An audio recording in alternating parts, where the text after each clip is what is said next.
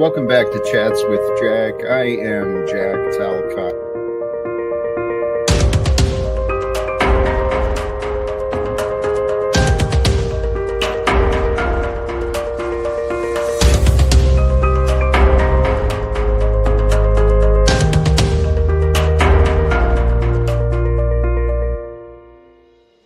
And greetings, blessings, salutations, and love once again. Welcome back to Chats with Jack. I am Jack Talcott, and I am filled once again, filled with inspiration, joy. I started just a couple of minutes early, so blessings sincerely to all of you who are here in the present time, and to all of you who catch this later, blessings to you as well. I am grateful for all who may hear these words, find these words, share today's adventures with me.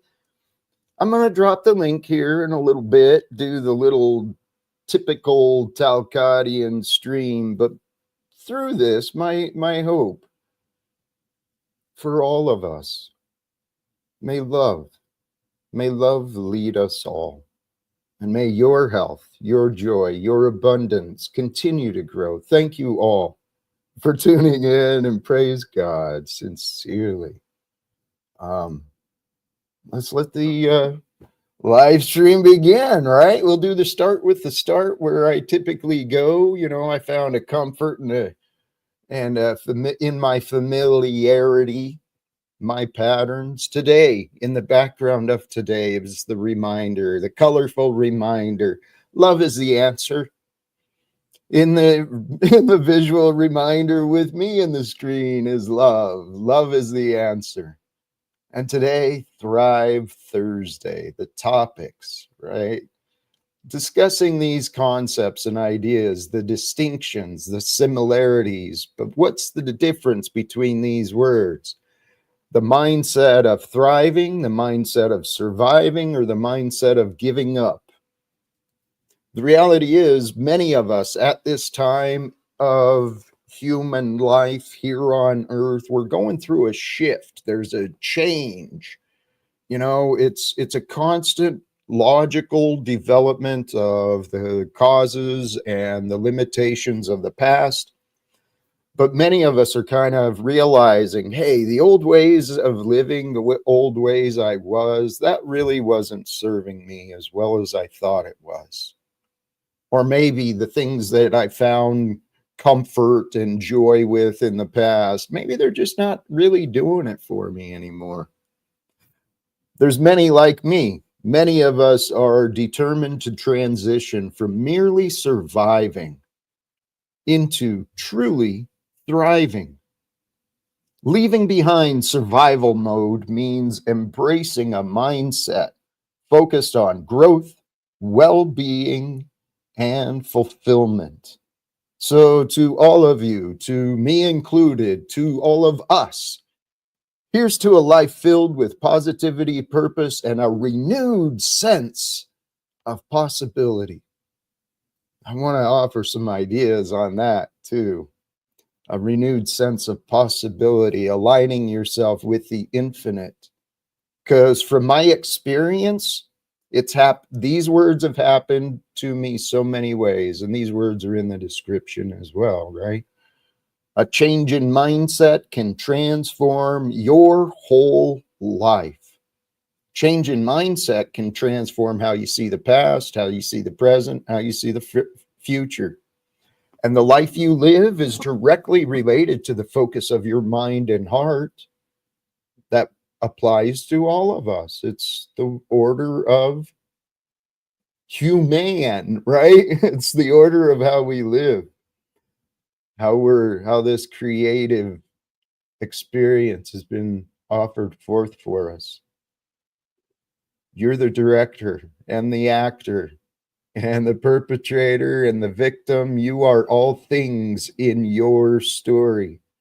But the life you live is directly related to the focus of your mind, your heart, and without clarity, speaking from experience, one can easily become lost in the dark, without purpose, without direction. So surrender. Surrender to the present beingness of you. Surrender to the life you've been given. And then from here and from now on, allow love to lead you through your day. Because really, there's no other way to be.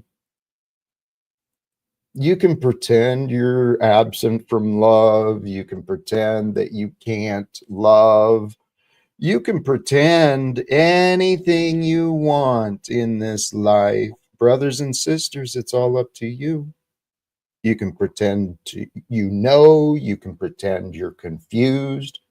You can pretend you didn't hear. You can pretend you didn't see. You can pretend you can pretend you're all the way into the White House if you want. Because if you pretend hard enough, right, convincing others to believe in what you pretend, well, golly geez, then you start to realize this whole world, the whole human experience, it's all just made up. All the rules, all the regulations, all the licensing requirements and applications, it's just all made up to benefit someone, something. But what are the things that we want to support? What are the things we want to, holy cows, praise God, man. How about flip that, my friend? That which is, you can pretend there's not a God, and then you can find all sorts of crazy nonsense, man, because that which you seek, you shall find. And I sought to understand. I didn't think I could understand God. I thought that was something that, it's impossible to understand, right? Unless you go swear a life of devotion in a monastery or you do some ritual and process. Or I never really gave it much thought. How do you know? How do you know? How do you know the unknowable? How do you define the undefinable? How do you explain the unexplainable? You've got to experience it. And so this actually brings up a note I have. We live in a world of confusion, right? Where might is right and violence has been, excuses for violence have been justified, right?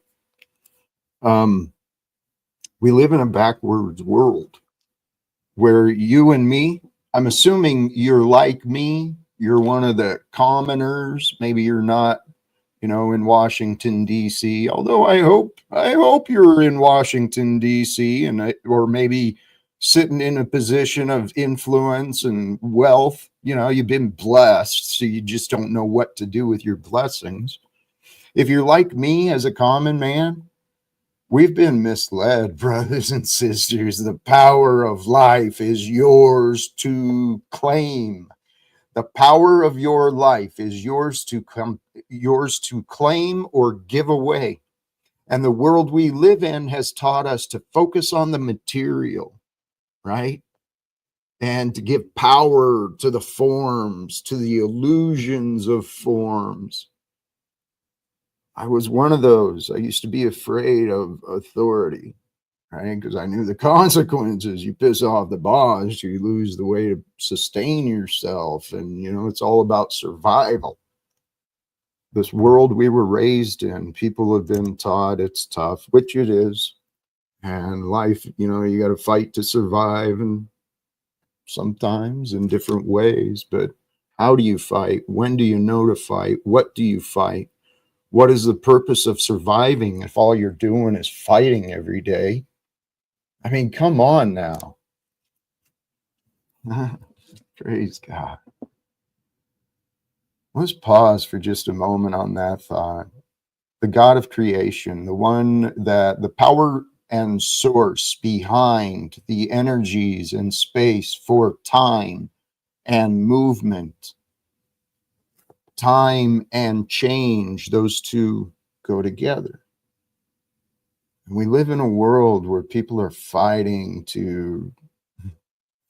for revenge, dealing with the past, fighting or facing punishment related to the past, right? We're here to thrive.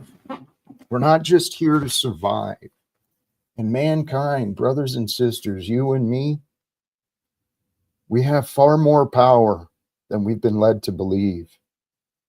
The truth is coming into light through the experiences, the investigation, the time and energy of humans today due to the advancements of technology that I didn't create. I'm assuming you didn't create laptops and cellular service and, you know, who knows? I mean, who knows what people have done? But I'm kind of drifting a few different topics here. The idea of we'll swing it back to the topic and then I may drop the link. We'll see what the universe brings up because that's part of this adventure, man. Part of this adventure is what's Jackie Boy gonna do, man? What's Jackie Boy gonna do? And the number and the variety of characters, the personalities, the wonderful human beings who have clicked the link and joined throughout my time doing these live streams. Praise God.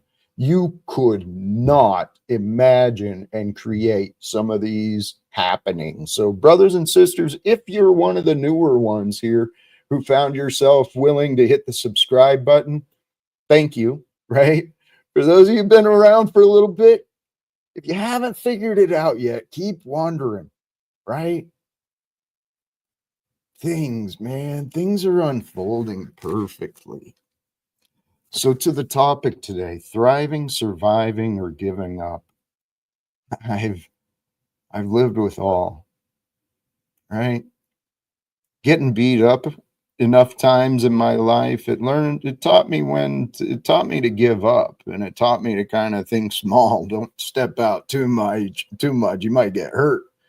So I used to think small, and with that small mindset, I lacked a purpose. I lacked clarity in my purpose. I was holding on to confusion and resentments and those feelings of resentment and blame. It eventually brought me a lot of guilt and a lot of shame. I didn't recognize it back then because I felt bad and I just associated the bad feelings with mommy and daddy, right? And others along the way. Praise God. The human mind, the human experience, whoever you are, wherever you are, whatever shape you're in, whatever you're dealing with, you are divinely created. You are glorious, made in the image of the Most High. The Most High is divine. So you're made in an image of divinity. But the world we live in, it likes to distort things and corrupt things, and it likes to take the pure and make it unpure. It's up to you. Where are you in your relationship with that which is holy? Because that which is holy is divine. That which is divine is, it's perfect. I know love to be perfect. I know the truth. While I am humble, I know the truth has a power and it is a tool, an instrument. We should not be living in a world where secrets and lies are normal. That's insanity sauce, okay? So the way to overcome the secrets and the lies in the world, it starts with you and it starts with me. And if we pay attention to ourselves and we're not sharing lies, we're not keeping secrets from ourselves, pay attention. The mind is deceptive. Cognitive dissonance, for those familiar with the term, where you learn something or experience something that contradicts your deeply held beliefs. You will physically react and consciously refuse it. You won't consider it. But this is what I was realizing earlier about myself. My mind started moving beyond my resentment, my guilt, my shame. Once I allowed my heart to soften, the two are intertwined. The two are intertwined. You start hardening your heart, telling yourself, I don't care. I don't care. They don't matter. Start doing that to yourself. You're going to lose sight of what's important. That's what I did. And here's what I want us to remember. I'm going to drop the link here very shortly. I'm going to see what opens it up. I've got more. And you know what? Here, before I just want us to remember to pause. Do this often in your own day, please, for your own health, your own inner nervous system. It's up to you to recognize when you're at peace, when you're calm. It's real easy to notice when you're angry and when you're afraid and when you're miserable and when you're bored. And, you know, these negative things can get our attention, but don't lose sight. Remember and remind yourself the joy of life is now. I can receive joy now, I can share joy now, or I can focus on. You can pretend to be whatever you want to be, but what you pretend to be may very well become true. Praise God. I was going to go back to the chat because seriously, here, I'm going to do this. Bless it. Finding out new life coming. Congratulations somewhere in time. That is thriving, right? Praise God. The adventures of life.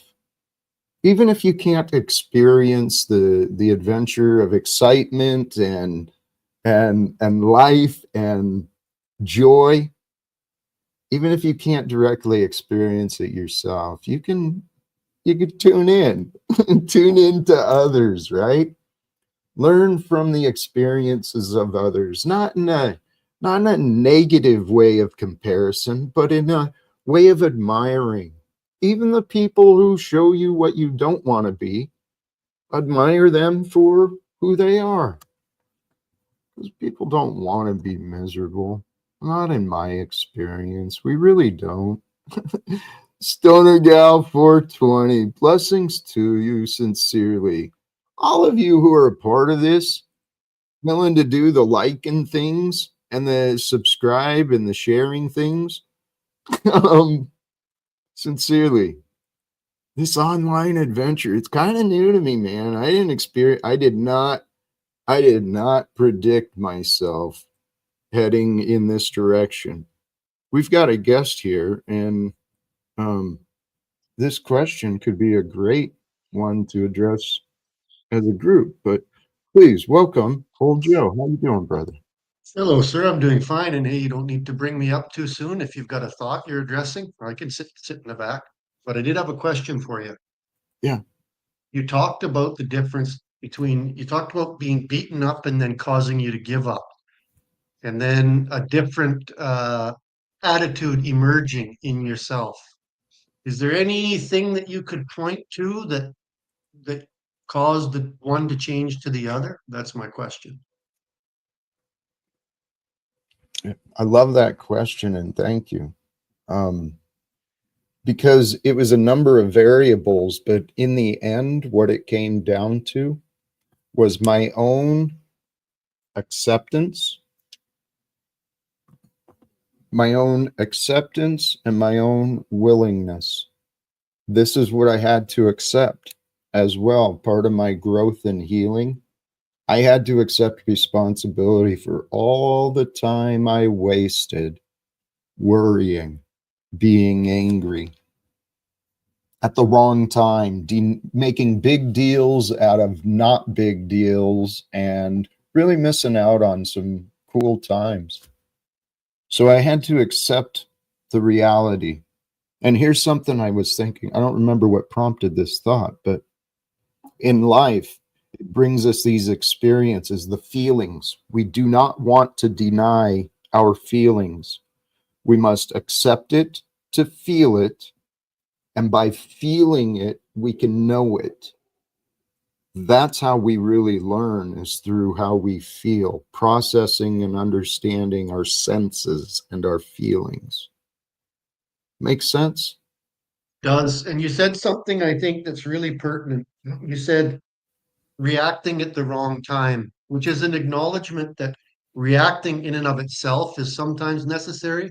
But I would have to say, in agreement with your point, if I pointed back to my most egregious errors I can think of personally, and I could go back, I would say some of those were reacting when it should have been, when it was not the right time. You have to pick your battles. And I think sometimes I picked the wrong battles due to inexperience.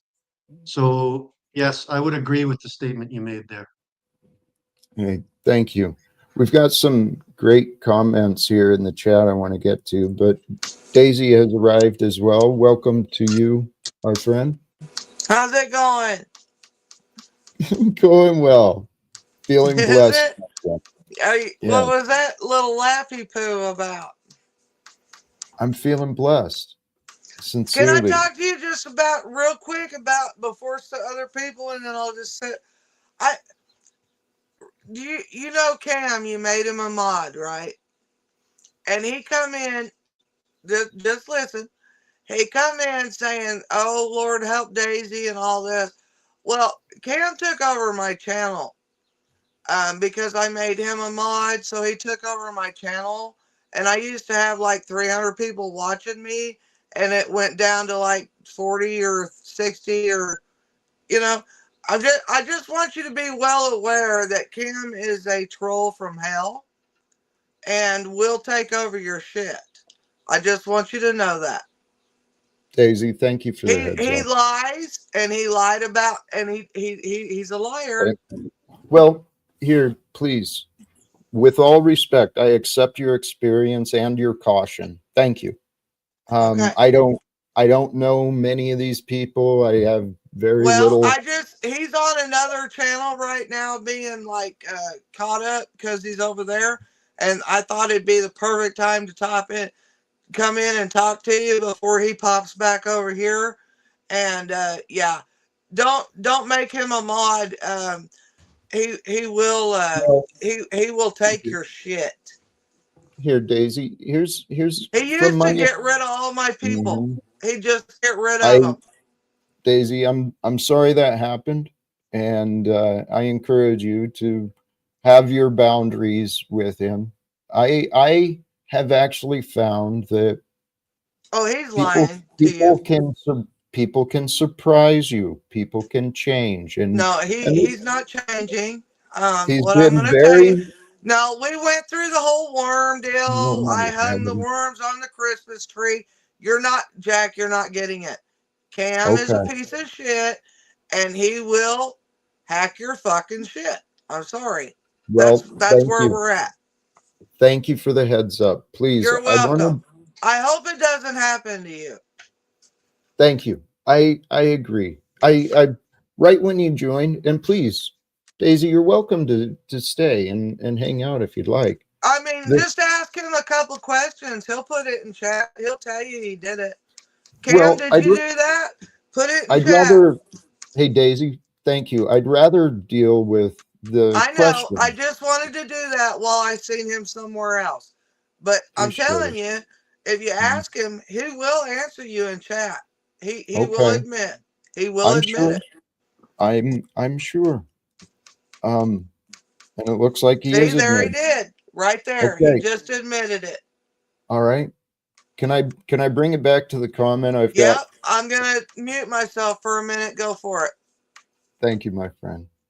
Uh, this question from Stoner Gal 420: opinion on grief and loss. Just at a glance, I saw a couple of great feedback.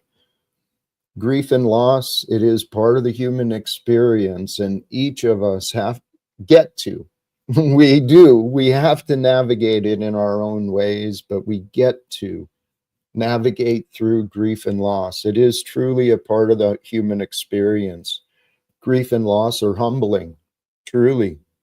And in that losing the foundation, losing the future, or whatever it is that we were counting on, when that disappears, holy cows, the darkness, the confusion, the helplessness, the anger, all of these feelings can move in. And it sounds contra helpful, right? But allow it. Allow yourself to cry.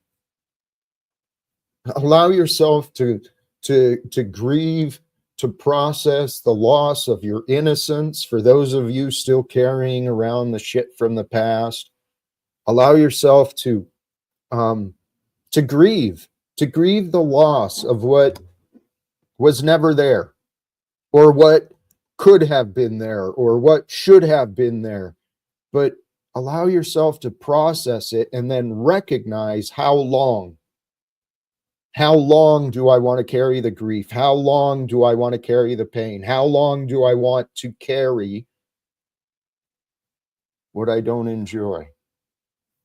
We do have to navigate it in our own ways, but brothers and sisters, we're living through a time right now where the answers are available. Online, there are so many wonderful gifts. Wisdom is being shared. And that which is grief and loss, back to that question, grief and loss, it leads to a realization if you allow the process. Myself as an example, I lost what I had, right? The family, the reputation, the job, the income. I lost all those things. But you know what I realized? I learned a lot of things. My theory on betrayal, when the ones close to us hurt us, it does a couple of things. We either ignored some of the signs, right? So we learn from that. We learn from our mistakes. And when we lose, when God allows us to go through the process of loss and grief, behind that, when you overcome it, when you overcome the darkness, you get the memories of that achievement. And I think that's why God allowed me to take myself to hell in my own way. There's others who have had it worse, but I've got faith for a lot of great things. And here I've been going on and on. We've got old Joe and Daisy. You've both been patient and polite. We've got Snafu and Noel in the back now. What are your thoughts? You know, when you mention the allowing yourself to grieve, I think that's an excellent point. And you know, I lost my father when I was a young man, about 20 years old, and then I had children, and so I thought I'll bring them back to see their grandfather's grave. And this was a decade after he'd passed away, and I thought nothing of it. And when we showed up at the gravesite, I went to pieces emotionally. I couldn't speak. So whatever process a person should have gone through and dealing should have happened, clearly I had not successfully done. And what surprised me was how powerful the impact was. So I think, like you say, allowing yourself to grieve, I think that's really important. And what that looks like, and I can't even answer that question. I don't know if you have any thoughts on that. But There's stages that other, the psychologists and whatever, they've identified patterns that we go through, and I think those patterns are pretty accurate. But the thing I realized is I'm sick of letting things around me affect me. And this kind of ties back into that earlier question, changing the mindset from willing to give up, focused on survival and on the verge of giving up often. Recognizing that I deserve to feel better than I was allowing myself. So what? So what? My family, my career, so what? They fell apart. I mean, I try to repair the damages. I look forward to when it does become restored, but I decided that how I feel, how I remember myself feeling, is more important than what I learn. I've been through the ups and downs, the roller coasters, and I still do, I guess, but I like the side of joy and gratitude far more. Because with joy and with gratitude, here, I'm going to keep rolling for just a moment. With some help of Google, right? The topic today, thriving, surviving, or giving up. To survive means to continue to live or exist in spite of danger, whereas to thrive means to grow, develop, and prosper. And we all go through times where we do. We've just got to survive, got to make it through another day, right? But we can rise above the fears and the hate. The fears and the hate are symptoms of our unresolved confusion. And I trust that God has sent us into this world to bring the healing, to share the healing. And with that, Snafu's been patient in the back, and I want to bring him up. Snafu, my friend, how are you? Thank you for your patience. I'm good. Speaking of confusion, that stoner girl, she has a lot of confusion. She's a Predator supporter. But hey, old Joe and Jack, your friend Charles had something to say to old Joe. I put the link in your backstage, so as soon as you're done, I will start Jack Tells, the Charles version, part 5. The link's in your backstage. It's talking about grief. He's talking about your grief and your loss, actually, in this one. But old Joe, because you opened your mouth, white knight and trying to glaze Jack Talcott here, Charles had something to say to you in this part 5. Because old Who is Joe's a Charles? white. Don't Who worry is about it. Charles? You don't worry. You'll find out because I know you're gonna watch my content because you're a fucking YouTube groupie. All right, Oh, please, hey, I please pause. guarantee you I hey, won't yeah. watch it. Well, good. I hope you will. I know you will. But Snafu. There's zero chance I watch whatever link you put up yeah, there. shut up, old Joe. Snafu, pause. There's another guest. I think it's good. Welcome, CJ. How you doing today? Good. How are you, Jack? That is who I thought it was. At first, I didn't recognize you at all, and then I thought, is that him? Yeah, that's me. I'm glad to know that you're also in your own personal hell. I thought I was here alone. So I'm glad you're here with me, Jack. Oh, You said wait. something about a personal hell or like being in hell or something like that. Yeah, me too. I took myself through that, and then I realized there's a perfect design to it. There's a perfect order to everything, including the craziness of our mind, which will allow us to stay in hell. We're worthy of greater than hell. That's what we get to remember. Well, I was talking with someone earlier about these cycles that you go through that you keep repeating. It's like I learn like one thing every time I repeat the same cycle over and over and over again. And it's literally repeating again. And I'm not even quite sure what I've learned on this one yet, but I know it'll come. And I'm ready to move to that thriving stage you're talking about. I hope it comes sooner rather than later. That's a good point. I agree. I think that's a good So see, place to I'm be. not off the wall on the circling bit. Is that the llama from Napoleon Dynamite with Grandma? I don't know. It might be. I bet it is. CJ, is that the llama from Napoleon So Dynamite? I am not Oh, off on you circling, Jack. See, somebody backed me up right there and they didn't even know it. I just found I made this on AI. I was just putting sunglasses on different animals, and It was just a this is what. joke. I mean, have you all ever Oh, watched Napoleon Dynamite, the llama? It's a pretty big deal. Pretty big deal. Well, vote for Daisy, Pedro. I mean, I Pedro vote for Pedro, baby. right, right. Daisy, I thought I heard CJ talking about himself, his own patterns. And this is what that which No, is. he was talking about yours, but he learned something from it every time. You Ah, circling. okay. I mean, correct me if I'm wrong, but he says you circle just like I said you circle. See, that's the deal, right? Or am I wrong? The, I can't speak Let for him CJ. answer. Yeah. Let the llama answer. Is he going to answer? Sorry, I walked. What I was not listening to that. Oh I'm sorry, God! man. All right. But Did you say that Jack circles and you learn something every No, time? I was talking about cycles in life. Like, do you not have cycles in your life that repeat that you learn things from? I mean, that's how it works for me, and Okay, maybe that so doesn't you work weren't that way for talking you. about Jack. Okay. No, I was talking about me. I was talking about Yeah, me. Jack was right. Okay. I'll give him thank that. you. Yes. Well, I mean, yes. I just took it.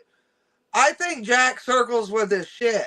And I thought you just said something. You don't know me and I don't know you. And I thought maybe you just said what I've been trying to say, is all. thank you, Daisy. You're Somebody else will being say it. I well, don't need Llama. I don't need Pedro. Daisy. Golly, jeez. When you Golly, stop trying holy cows.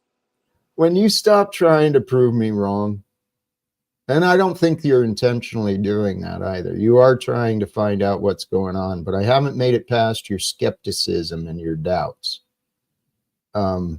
But there's something wonderful Well, I happening. mean, no, you haven't because you come in my channel a while ago. And I'm like, whoa. Right. I offered cheers So, and support. I left a thumbs up and I for you. appreciate that, but you just, something's off still. I'm sorry. Daisy, I am a unique man. There's a lot of confusion around me. But here, back to the topic of patterns, right? It's actually in line with the thought I had earlier today that I'd love to get to regarding seasons and patterns. Um, Finding comfort in the familiarity. That's what we do. We find comfort in the patterns, yet at the same time, those patterns and the comfort can put us to sleep. And yet the patterns are always changing. It's a unique individual life experience generated for each of us to share together. It's glorious, magnificent. Welcome, Steve. Hello, hello. Yes, glorious and magnificent. I thought for a second I was listening to you and I thought you were talking about me. Glorious and magnificent as a king with a crown, but I got an I get where avatar you're for from. that. Hold on, I got an avatar for that. Glorious and magnificent. But oh, you got an avatar. Oh, that's not nice. That's not nice. Say you're sorry. I'm Anyway, hilarious. Jack, blessings to you. It's been quite a show today. Hello to old Joe and Daisy and CJ. Hello, sir. Here, we've got another guest in the back, and I'm not sure what I'm not sure about. The dead? How are you today? Hey, Jack. Yes. How's your mom? Is Oh, she dead? oh my gosh. I Uh, assume that she's dead. And if she is dead, I just want you to know I That's was mhm, not just there. nice. After I mhm. dug her up, I fucked her eye socket. But don't worry, I left Jera Rose. Just for you, tough guy. Yeah. Oh, Hmm. that's not nice. Say you're sorry, whoever that Got was that him. came on you. Something. That's not Praise nice. God. This is the story that God is That's revealing not for us nice. all. I think he Don't was talk Freddy about Krueger. somebody's Was he Freddy mother. Here's what I know. My light each of us have like a light that shines. It's a value that comes out and through us, but through our own choices and, you know, maybe karma, we darken our light in different ways. But the light wins. The Was light that is El Jack. Perro with That the it voice does, Jack. changer? That Hey, it was does, that you, Jack. Keith? here. No, please. What was that, El Perro? That it does, Jack. The light, you know. Like I said yesterday, I don't know anybody that has so much faith. I don't know anybody that can go through what Jack just went through and not have it phase him, not have it distract him. Letting the power of distraint, as I spoke to you a couple of weeks ago, Jack, of not reacting the way we used to when we interacted. Yeah. You know, What? and that's the thing that is going to carry you through in the next couple of weeks, Jack. Um, be blessed and know that people that come up here and say that kind of shit, they really have problems in their life, and they're the ones that need help. Axis Rat Blood said something similar, so it didn't sound like him, but Jack, I have a question for you though. Do you think that Zen is the way? Being Zen? Like you said about not focusing on problems earlier before I got on here, you were talking about that. And I was thinking about that as you were speaking and thinking, not focusing on the little shit that kind of frustrates us or bothers us. Do you think maybe Zen is the way, like being Zen and letting shit just slide off your back? Yes, it's an aspect of the way. Hey, let's go. Can I say something? Chat's Please really do. want me to say something, so here I go. Please. Cam is wrong as far as pinning what just happened on me. I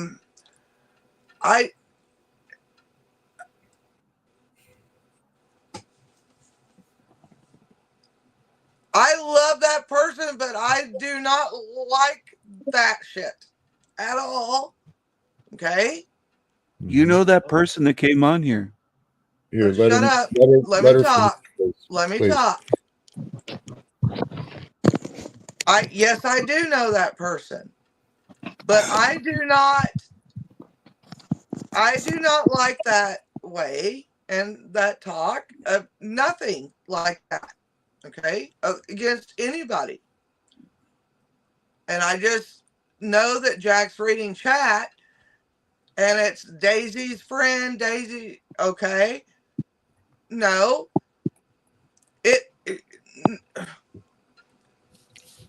Daisy. I do not like that. I will stick up for that guy in other ways, but not that. Oh. Okay? Not that. I just wanted to clarify that. You draw the line there, Daisy? I don't like that. Okay. I take Well, a second to address King He Stephen's just joked comment. about it, but to me, I mean, I'm sorry. I don't like that. It's like a visceral response for these kind of people online, I think. I mean, I believe that happened because I literally mentioned being in a level of hell or something. So like, oh, we got to reference hell and remind them about it. Like it's like a thing they do. It's part of it. And Daisy, I can I just want you to know that I do not support the doing of the deceased deals and the does and the does. Okay? Hey, thank you, Daisy. I do not. I believe you and I trust you. And here's I think you and I, all of us, we face similar tests in life. It is not, Cam. Listen, if you're Daisy, smart, you get knock Cam's mod off right now. This motherfucker is trying to stir shit. I'm not bullshitting. I'm about to fucking lose it.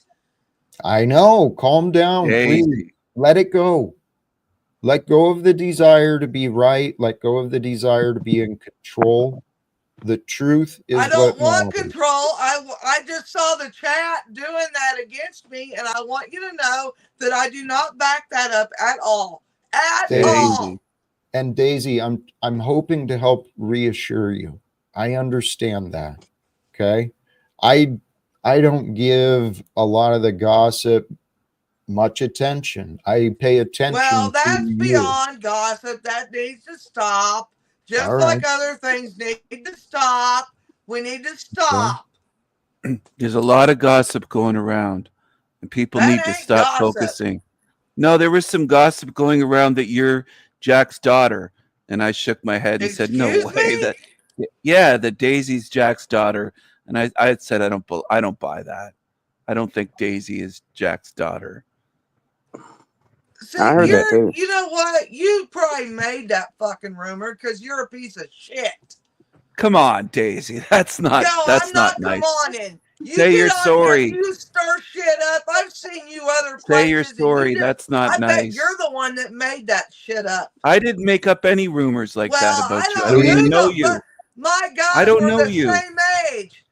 Calm down. I don't know you. Well, shut both up. of you, Shut the both fuck of up. you, please yield. Okay. There's a number of others here. We don't need to turn it into this crazy nonsense. Please. People will feed on each other, right? It's real easy for us. I had a conversation with someone earlier about this, my own tendency. It's real easy for us to drop down into the negativity, right? To mirror the insults, to mirror the attacks, to, play the ego games. But it feels better to rise above. And hey, Yes. welcome, Phil. Welcome back, Filthy Phil, to you as well. Welcome back, Thank you, Phil. sir. My Appreciate Hey, apologies, Jack. Mr. Phil. Hey, how you doing? I'm good. Hey, listen, I just read something in chat, though, just short story. They said that my dad's a preacher. Yes, my dad is a preacher, was a preacher. So maybe that's where that come from. I didn't think about that. It's interesting. It's interesting how life, it's obvious, and yet Oh my it's God, we're so, the same age. What the fuck? yep, life. It's obvious. We're made from the patterns of the past. But sometimes it's hard to recognize the patterns when you're in the midst of the chaos and the battles, fighting for survival, struggling to figure out the next move. I'm Life is a tired of great, patterns sometimes, though. Are you, Jack? Do you ever get tired of the patterns of this world? Yes. Like, you know what I mean? I've reached many breaking points. Yeah. Long This lost is sister, Rebecca. well here, But there's miracles, right? God yes, performs miracles. So I don't have any yes. brothers. you reach breaking point. Excuse me, Daisy? Oh, I'm talking to chat. Go ahead. Uh, Sorry. I didn't intend to do that. Sorry. okay. No problem. You were saying about breaking points, and then Miracles. miracles. Yes. This is what my life showed me. And this is what I want to help encourage people to consider. You don't have to keep heading down the same bad habits, the same path of destruction, because you can learn from others. Pay attention to you. Choose what is your rock bottom. Choose when enough is enough, but be honest, right?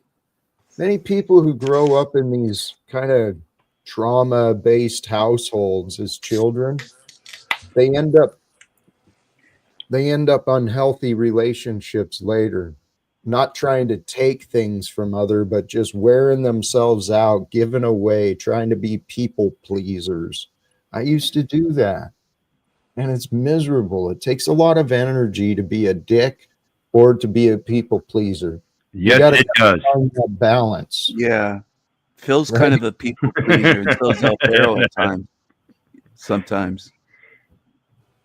Well, Hey, I'm not afraid to admit it. We've all Getting been gas assholes right now. at Sorry. some point.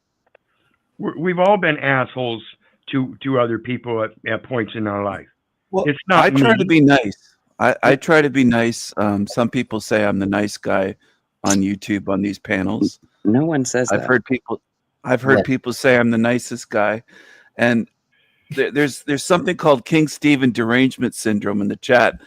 A lot of these people hate me. I don't hate you in return. The haters that are there, like Austin and others. Just let me finish for a second, Jack. I just want to clear this up. I don't hate these people. They have King Stephen derangement syndrome, but I'm here to spread love. I'm here for the sign. I'm here for the sign behind Jack. I'm here for that sign. And Daisy, I love you like a sister. You know, Like a dude, long when lost. I first saw you, Stephen, I'm not calling you King because you ain't. Call me When King I Stephen, first saw please. you, you come in, you didn't know I was there on another Oh, guy on his YouTube. And you come in and said, "Well, I'm worried about you, man. All you do, you'll know this. All you do is sit in your car and drink all day, and I'm worried about you." You know who I'm I talking sit in about? my car and drink all day. No, not you. You were telling Oh, him that. oh, I told somebody that. Who did I tell that You to? don't know. Then that's it. No, Nope. there's a lot of people that sit in their car and drink all day. I didn't know I said that to anybody. Oh fuck. Daisy, I feel Daisy, sorry for you the see homeless it. bums. Okay, You I see it, really do. Daisy. No, you. Your voice finally came to me. It was King B Socks. You think I'm someone else? Is that what you're Did you saying? hear me? Do you have King Stephen derangement syndrome, Daisy? Jack, I No, just wanted to no, I say, don't. Jack, Did you Jack, I just love hear you, me? brother. And no, I didn't understand what you meant. Yeah, But because you were. Yeah, you didn't. I this told is you who it important, though. was. All right, Not what Daisy's saying. Let's get back on track. I just want to say, Jack, Oh yeah, I, let's get let back. him, You come in and please, ruin track. Daisy, please finish your thought. I want to move past this. Stephen? Jack, I think you have a miracle coming. Is what I wanted to say, and I think that God is on your side, and all this stuff that's playing out here is trivial in a way. It doesn't matter. It's part of the story. We can laugh at this silly shit, but in the end, I think you have a big miracle coming, and I think that your view of your purpose is going to come true, and that's the main thing. Not these little squabbles, this silliness. Like we can laugh at this stuff, right? Stephen, as much criticism as you've received and as I've given, I actually feel that was authentic, and I appreciate that sincerely. You're welcome. I try to be authentic. I Old know. Joe thinks I'm just a character, though. And this isn't to start anything, but Old Joe, I don't have any problem with you, to be honest. Sure, So I'd love to chat with you about a couple things you said. Can we take a moment and do that? I mean, if he's Jack doing like allows, 9 it's his characters, show. not just one. Don't Yeah, take. well, It'd be you great did if he say meant something it. earlier that I wanted to address a little ways back. You talked about Zen, and Yes. if that was a successful strategy for dealing with survival scenarios. So I read a book Well, one time. frustration and anger. Yeah, Sure. yeah, I read a book one time. It's written by a man named Kenneth Kamler. It's called Surviving the Extremes. And he talks about people that have been in plane crashes, lost in the wilderness, in concentration camps. And it's his contention that those people that maintain a more positive attitude or are able to survive at higher rates, even in the most desperate circumstances. So I think it was a good point you made. I think it was a good question. Thank you. I appreciate that, Joe. Old Joe. Okay, And let's move on to the But you're inauthenticity. fake. no, You're no, fake, Steven. You're no, here, fake. Daisy, No, Daisy.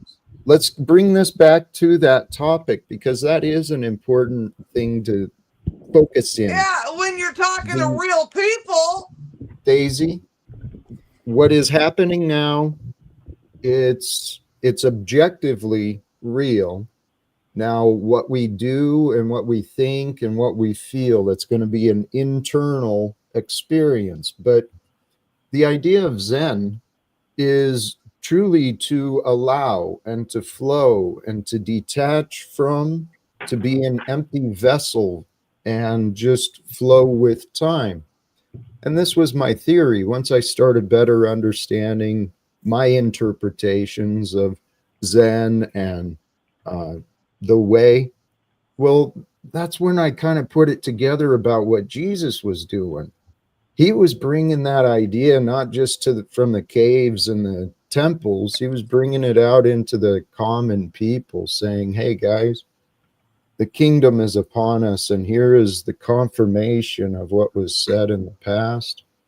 And for those who believe in Jesus, it can be tough sometimes, but when we give ourselves permission, we can allow love to win in our life. And if we allow love to win in our life, we can just allow others to be. We can be with love despite what the world offers. That's what God's been allowing me to discover for myself. Yes. And there's nothing wrong with Zen. You know, an old friend of yours, The Machine Lies, was highly critical of me. I'm not bashing the guy, but he said that I was nuts for saying that Jesus went to the esoteric schools of the East during the lost years of Jesus. And there's a lot of documentation that shows that could very well be the case during his lost years, that Jesus studied Zen and studied different things in the East and then went back with this knowledge, with this gnosis, with this esoteric knowledge. So anyway, he makes fun of me for that, but I think there's a lot of credibility there with that. So we're living at a very amazing time in this lifetime. Well, and shortly before this lifetime, right? The Red Sea Scrolls, the Nag Hammadi library, lots of the old history is coming together. And so we're in this stage of developing as a society. You know, the technologies have advanced faster than the social values. And we're at a time where I was considering earlier today how many amazing discoveries, right? New scientific discoveries, scientific breakthroughs, new technologies being developed at the same time as new pieces of the past are being discovered, right? We're living at this time where there's greater clarity coming together in so many different ways. The future, if we don't allow ourselves to get limited, right, in what is possible and not possible, if we allow some wiggle room behind what might or might not probably happen, we can get out of the probabilities, get into the infinite possibilities, and we have the opportunity. I believe that God is using us. We are the tools for God to bring forth the new kingdom here on earth. Can you condemn all the swatting and the blowing up of cars? Can you condemn it right now? You immediately jump back into the probability I'm thing. talking to Jack. I condemn all violence and all Can you violence. do that? Condemn? Condone? Whatever the fuck the word is. You know what I'm asking. she's drunk and angry. No, I'm not drunk. Calm down, yet, Daisy. bitch. Please. Calm down. Okay. She's trying to find the right words. And I want the lefty terrorist to be fucking put down. Can you do that? Daisy, I understand the desire for punishment. No, answer the question, Jack. Well, Daisy, what I'm offering is that answer the question, Jack. Southern comfort. I don't know how to. You laugh at all this shit going on, do you? Do you No, laugh Daisy. at this shit? This No, isn't Daisy. Troll Central, Daisy. Come on.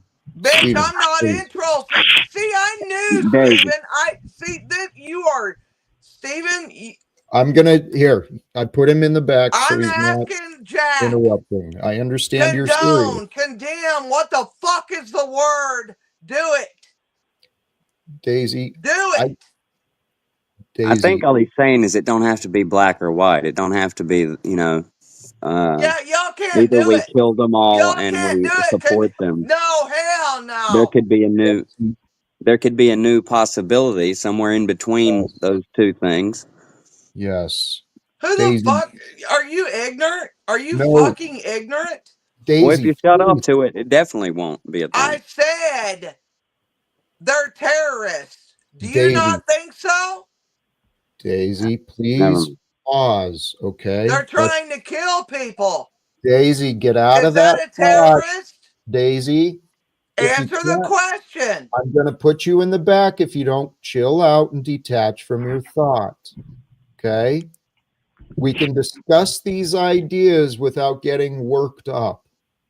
Right? No, Now, actually, all you got to do is be a human being and answer the fucking question.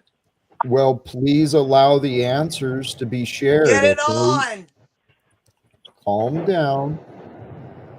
Okay? I'm going to test your patience. I want you to stay on, Daisy. I want you to stay on. Yeah. Oh, your signal sucks there, Phil. Me and Phil will probably get married someday. It's possible. Anything is possible, Daisy. What So I here, want to know hold on, right please. now is answer my shit. Daisy, I'm trying to answer, so just chill and relax. Okay. So you wanted to know if I would condemn the violence Yes, and the condemn. Thank you. I knew it was one or the other. yes, Daisy, I condemn violence from all parties. Even when my friends are wrong, I'll call them out. When my enemies are right, I'll give them credit. Right? I care about what is true. And what is Oh, true? okay. It's happening. Yes, Daisy. And so back to the point, you're asking me if I'm joking about this stuff happening. No, Daisy, I'm actually taking it more seriously than most others.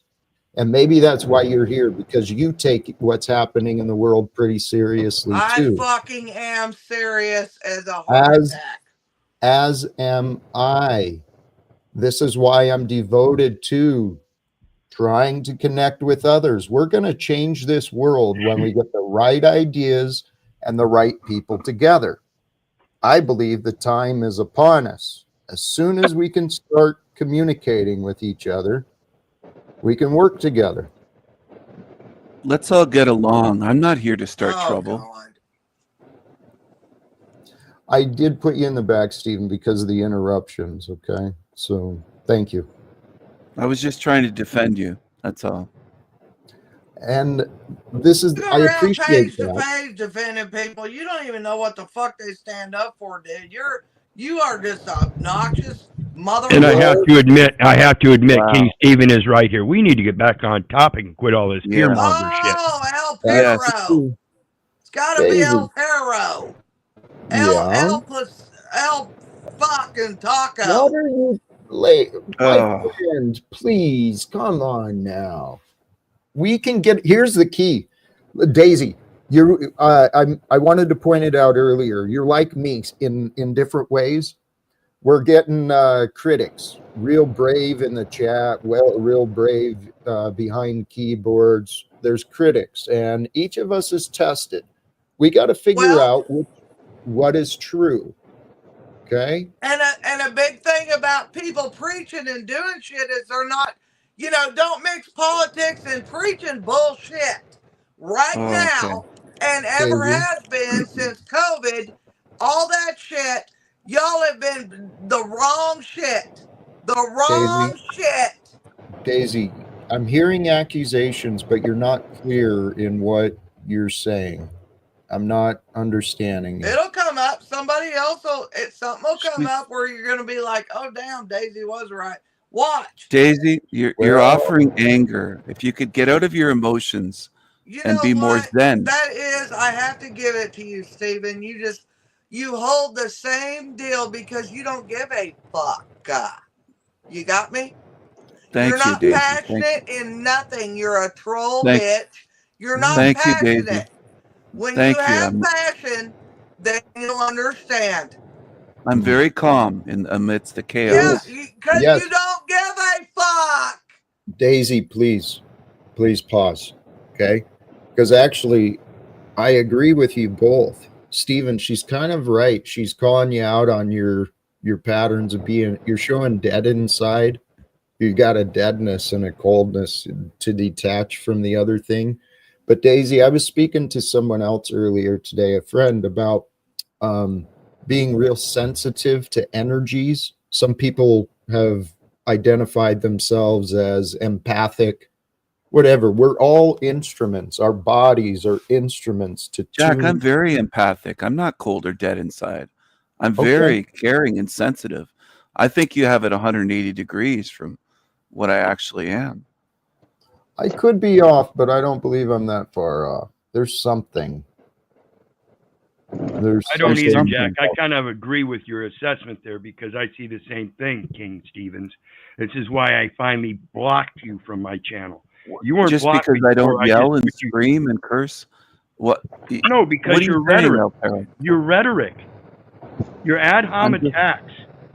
I'm not ad homing attacking anyone You here. ad hom people all the time. What have I done that today? Stephen, that's how you've been deflecting. You deflect from what is true to try and on an exception. I'm speaking there's- the truth. Day I after know. day, I come here without ad homing anyone. As is El Perro, right? The totality of you is not just here, and that's the thing, Stephen. You Jack. present yourself online as very duplicitous. You have done that. No, you have not done that. Not at all. Listen, Jack. Daisy's Not been at calling all. me a motherfucker. I don't even respond. I just laugh it off. I'm not using the ad homs. You guys have it backwards. Okay. I'm not the one. I'm not the one yelling and insulting. Right. Well, very show passive. me. You're very passive aggressive and manipulative. No. Stephen, I'm telling you what I've seen and experienced, what I'm honestly witnessing with you.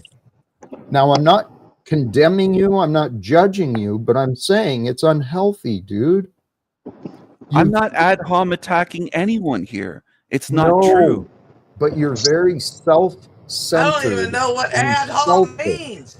I It means- honestly don't. I know you don't. Like You're from the when- south. Shut up, bitch. There you go. You just did it. Yo, You just did it.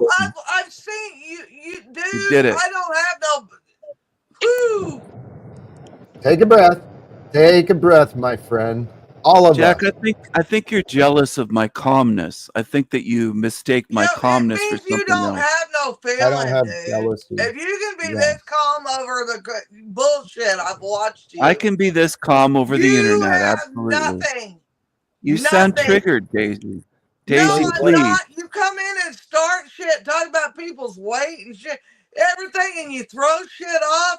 You're a piece of shit, dude. You're a piece of shit. Daisy, please. When we call each other names, that is the ad hominem thing. I don't And know what the fuck that means. It means Hominem. it means we're not focused on the topic. We've turned it into character arguments, and we're just offering insults. Okay, so I put Stephen in the back. He deserved that. He got that coming. That's what he is. I know, but you Ad don't feel good, homness. Ad homness. Daisy. That's exactly what he's talking about when somebody says something derogatory. Rather than coming back with something intellectual, you come right back, stoop down as low as they did, and do the exact same thing you accused them of. Yeah, Daisy, that's what's happening. We're here to learn from each other, but the best thing to learn is about ourselves. And El Perro and I are speaking from experience, Daisy. Okay, because we used to trigger each other, get real angry at each other, but each of us has learned how to accept, how to, I think, even enjoy each other. You know? So, Daisy, Stephen is an interesting character. You're not wrong in much of what you say. I'm not usually much wrong on a lot of things. Well, me too, but here's the problem with that. We've got to learn how to communicate it so people will learn from it. Otherwise, we're just spinning our wheels, and then we're getting angry, and you don't deserve to feel angry, Daisy. I know you don't. Uh-oh. You know, that's what struck me the most, Jack, back when you told me I'm just an angry old man. I had to sit back and look at that, because around in this society here where I associate, people don't see me as an angry man. That's when I started looking into how I behave on this metaverse and why. See, this metaverse allows us, it gives us more reign to act insane and stuff because there really aren't any real consequences here. If I call Filthy Phil a dickhead, is he going to come to my house and do something about it? There you go. You better back off, Likely my not. Phil. So what Back is it off, my worth? Phil. So what is it? I'm using it as an example. I love Filthy Phil. I think he's one of the most respectful people on this channel right now. It comes down to I'm the very concept. respectful. It comes down to the concept. If I'm disrespecting somebody else, I have to realize how much I'm disrespecting myself by putting He still myself ain't in that. shown me his green card, though. By putting myself in a position to be seen that way. Yes. Listen, thanks for bringing me back, Jack. I just want to say thanks for bringing me back. I love you, I want Phil. to say, I love you. How about this before you take over, Stephen? I'm not taking over. Oh God! Come on, Daisy, man. Daisy, please pause. Okay. I am. I'm mic muting and everything. Well, You're doing a good job, Daisy. You're doing a good job. You're doing a good job. thank you. And Stephen, you were put in the back because of your patterns of interruptions and arguments. Okay. So, well, Jack, am I supposed to? How about thank you for bringing me back? And I did say that. Thank you for bringing me back. I didn't call Daisy a piece of shit or a motherfucker or all the things she called me. So what I'm saying is she's been angry and launching insults. Okay. She's not put in the back, and I don't respond. And I You get just did. That's how you say your things, Stephen. That's how you say it. That's how you do your shit, man. You're very we all angry. know your role. You're very angry. Hey, can I Suck my asshole. Let's throw a question King Stephen's way. Please. Honestly, King Stephen, I think you're one of the funniest guys I've ever met, in all honesty. You have a real appreciation of humor. But let me give you an example of the duplicitousness people are talking about. You will come here. Did you just laugh? Okay, so yes, I don't even think I need to go on then, do I? I think you know what I'm talking about, right? You're smart enough to know that when people I just got muted by Jack. Right. Because I laughed. I guess that was Well, I think the laughter is authentic and I like it. I think you know that when people call you duplicitous, that they're making an accurate statement and you find that funny. I'm unaware of all of this. Well, I'll give you an example from my experience. So you'll come on here and tell me that you have no problem with me. And then, excuse me, ma'am, just let me finish. You'll come on here and say that you have no problem with me, and on your channel, you'll be calling me two-faced. So that is an example of duplicitousness. Now, I don't mind being called two-faced if that's what you think about me, but then you should be consistent like I am. Like I come on your channel and I say the exact same things as I do here. Now you won't let me on your channel. No, I have called you two-faced, old Joe. Sure, but then that means you have a problem with me, and you just said you didn't have a problem with me. No, I don't have a problem with you. I don't have a problem with you. Calling a person two-faced isn't indicating a problem with them? Not at all. I think most people on YouTube are two-faced, including the chat room. Most people are playing characters too, right? But you are as well. You're not named Old Joe, and you're not showing your face. That's right. No, he's right. He's right, Jack. I am not here putting my name or my face out, and that is an accurate criticism. Yeah. I accept that, but I'm not going to, because there are, for me, that would not be a good decision.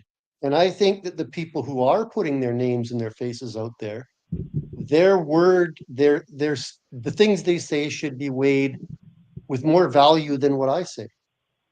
Well, and I agree, that is a valid point. The thing about this metaverse, it's not the reality you think it is. But in that, if you put your reality out there, it can come back and bite you. Like I said, I could call Filthy Phil a dickhead all I want and think that he's not going to show up on my door. But if he does, because I'm putting myself out there, then that's still on me. So again, it's when we go to this conversation on here, we have to show respect to each other no matter what character we're playing, or if we show our real face, because we have to understand it's not as real as we think it is. And what surprised me about the place we're in now, El Perro, like you say, is how inauthentic it actually is. How many people are in here entirely Right. phony? So can we please move off of the inauthenticity? I've been searching for authenticity sincerely. Sure. Sure. And So in that vein, how do you assess, like, your criticism of Stephen is accurate? So how as do is we yours. assess how do we assess the authenticity that what is real in this panel verse? This is a question I've asked since I got here. The truth is real. Now finding the The truth people are real. is challenging. People are real. Okay, is this a panel verse? Is that why you guys? What is this? A panel verse? That's what some call the online part of our Okay, experience. I don't Yeah. call it that. Okay. Okay, so I don't therefore know that.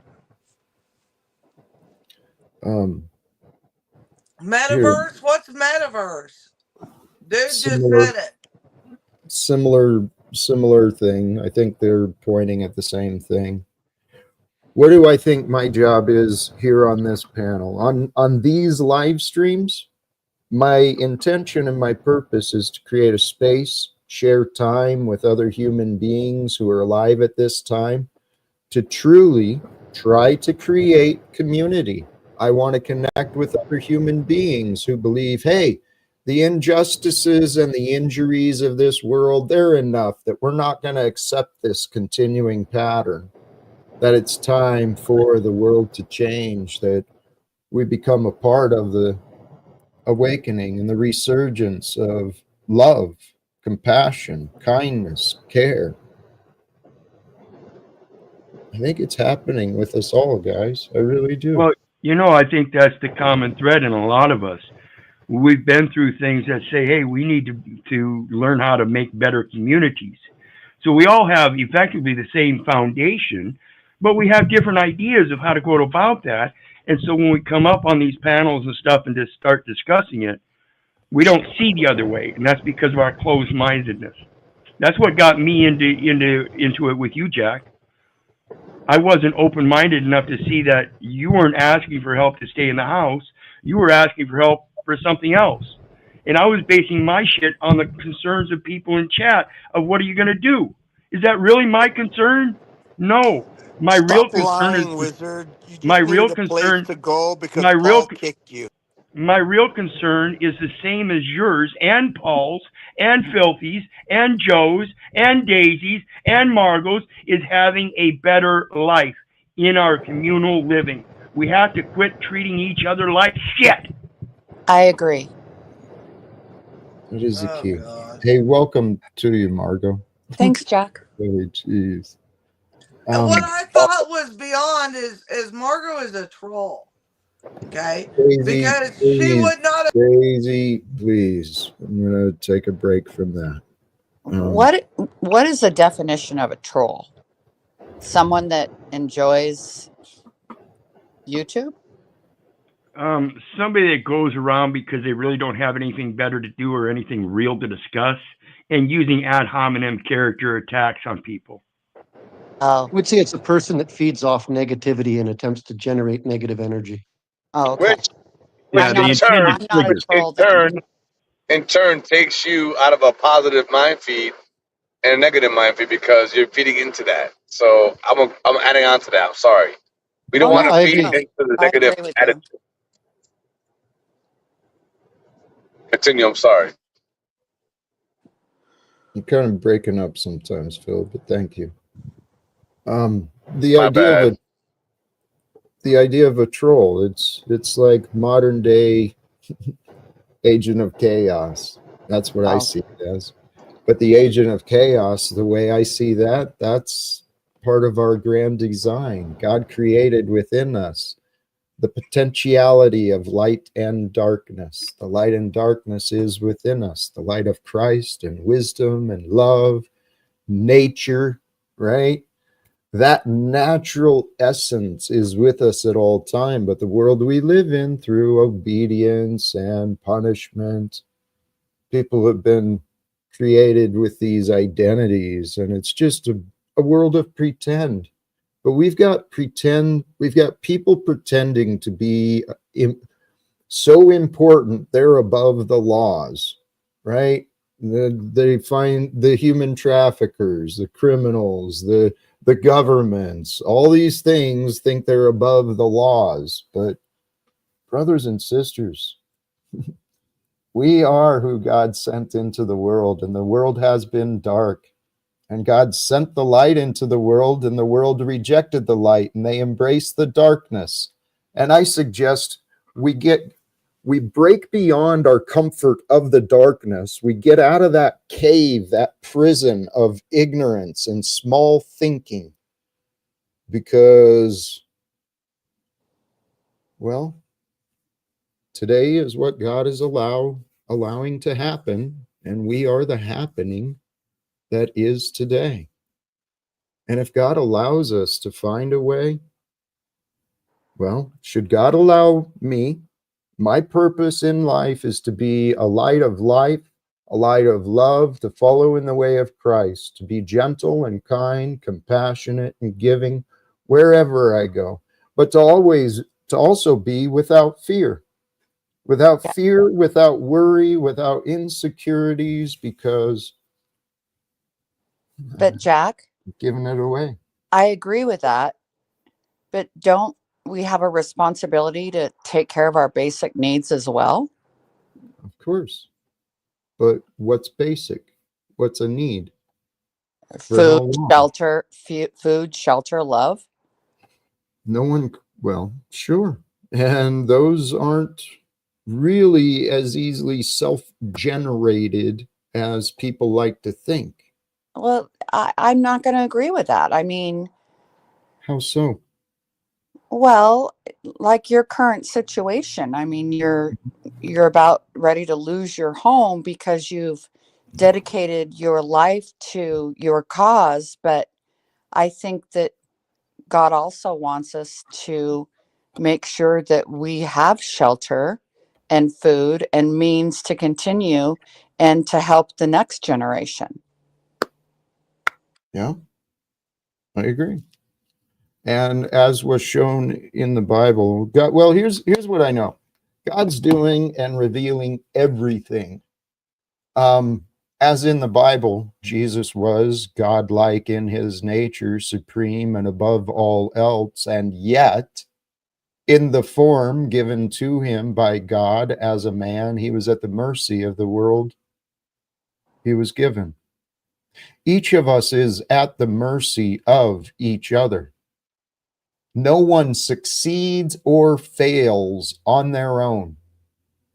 People fail when they're left on their own, but that means that others made that choice to let them dwell in problems, self-destruct, whatever. So I'm not trying to make you angry, but would you agree that you're in the current life situation that you are because of your choices? My choices and the choices of others, including people like you, Margot. Clearly. Is it my responsibility to help you keep a roof over your head because you're following this passion? Nope. You can do whatever you want, and you have proven to do that, Margot. But I've been wondering why you want to do what you did.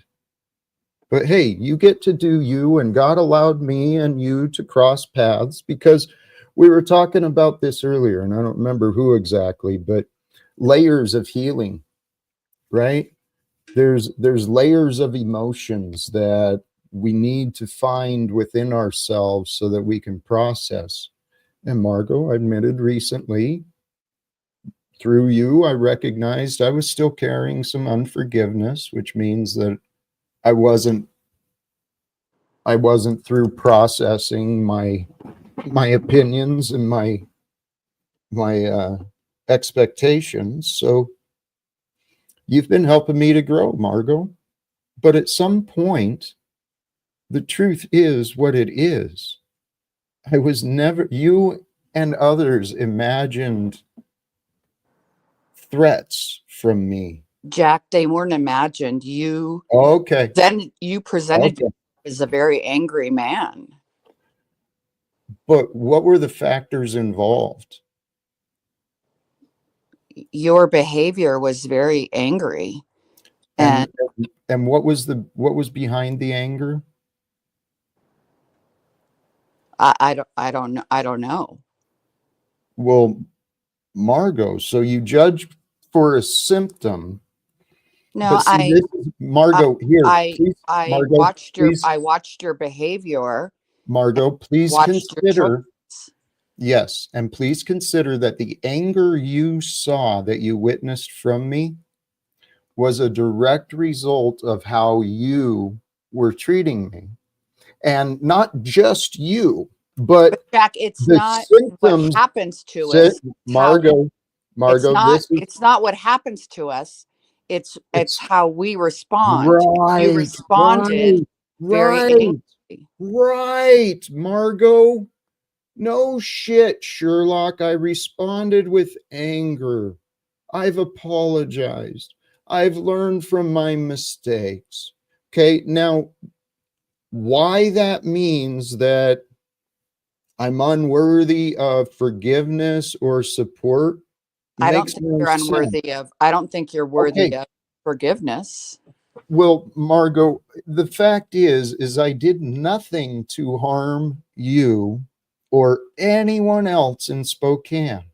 God tested us all, and each day we get to decide, what do we do with what God has given us? And you know what I've chosen for myself? I invite everyone to join in this. Enjoy what I can while I can. Enjoy everyone who you can, as much as you can, while you can, because life is unfair and life is fucking short, and we never know when the last day can be that we can enjoy what we can enjoy. So today, Margot, I've got a lot of joy and love and faith and excitement to share that I pray someday others will agree that I should share it with my son. I did all of that. And I think you need to be concerned with how you're going to keep yourself safe and fed. Why? What's the point of continuing if there's nothing to share? No one to share anything with. You can share and be responsible and meet your basic Margot, actually, you know what? Tell you what, you're right. Keep thinking I'm failing. Keep thinking I'm to blame. You did nothing. Your actions in Spokane had zero to do with where I'm at or why my neighbors avoid me. Your gossip and your fear mongering had nothing to do with what's going on. Margot, you've not paid attention nor found the truth, and I don't know how to convince you that you're wrong. Well, Jack, I don't know Margot. I know nothing about her, but is there any chance she's up here specifically trying to elicit a reaction from you and then enjoy the results? I could be wrong. I don't know her at all, but I believe she's here to ensure that her reputation stays pure, untarnished. See, this is what I've been facing from the selfish egos of the world. They're so worried about image and ideas, and they don't really pay attention to the facts.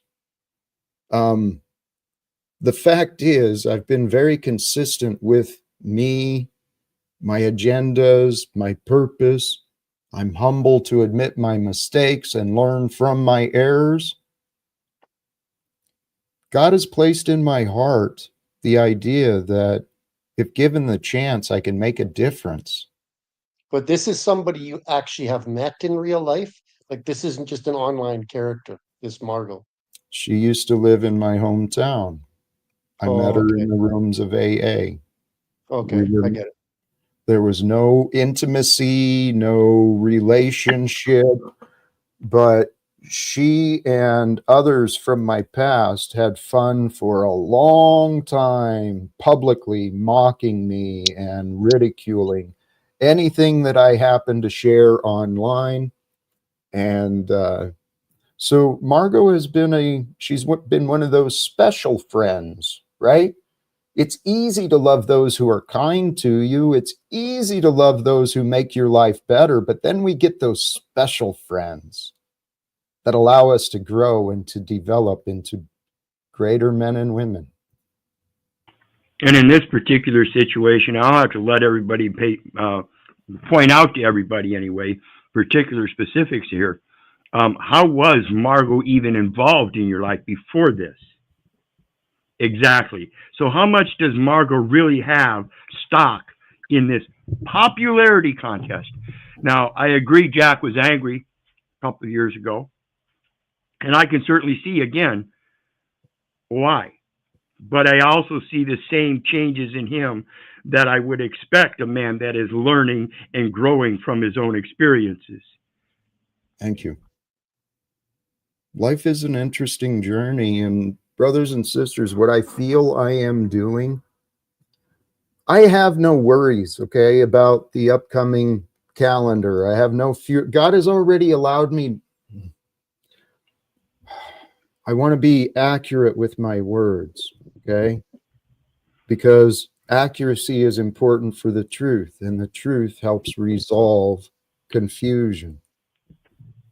Someone keeps trying to join. Stephen, I'm kind of done with your interruptions, and maybe I'll give you another chance later. Lou, same thing with you.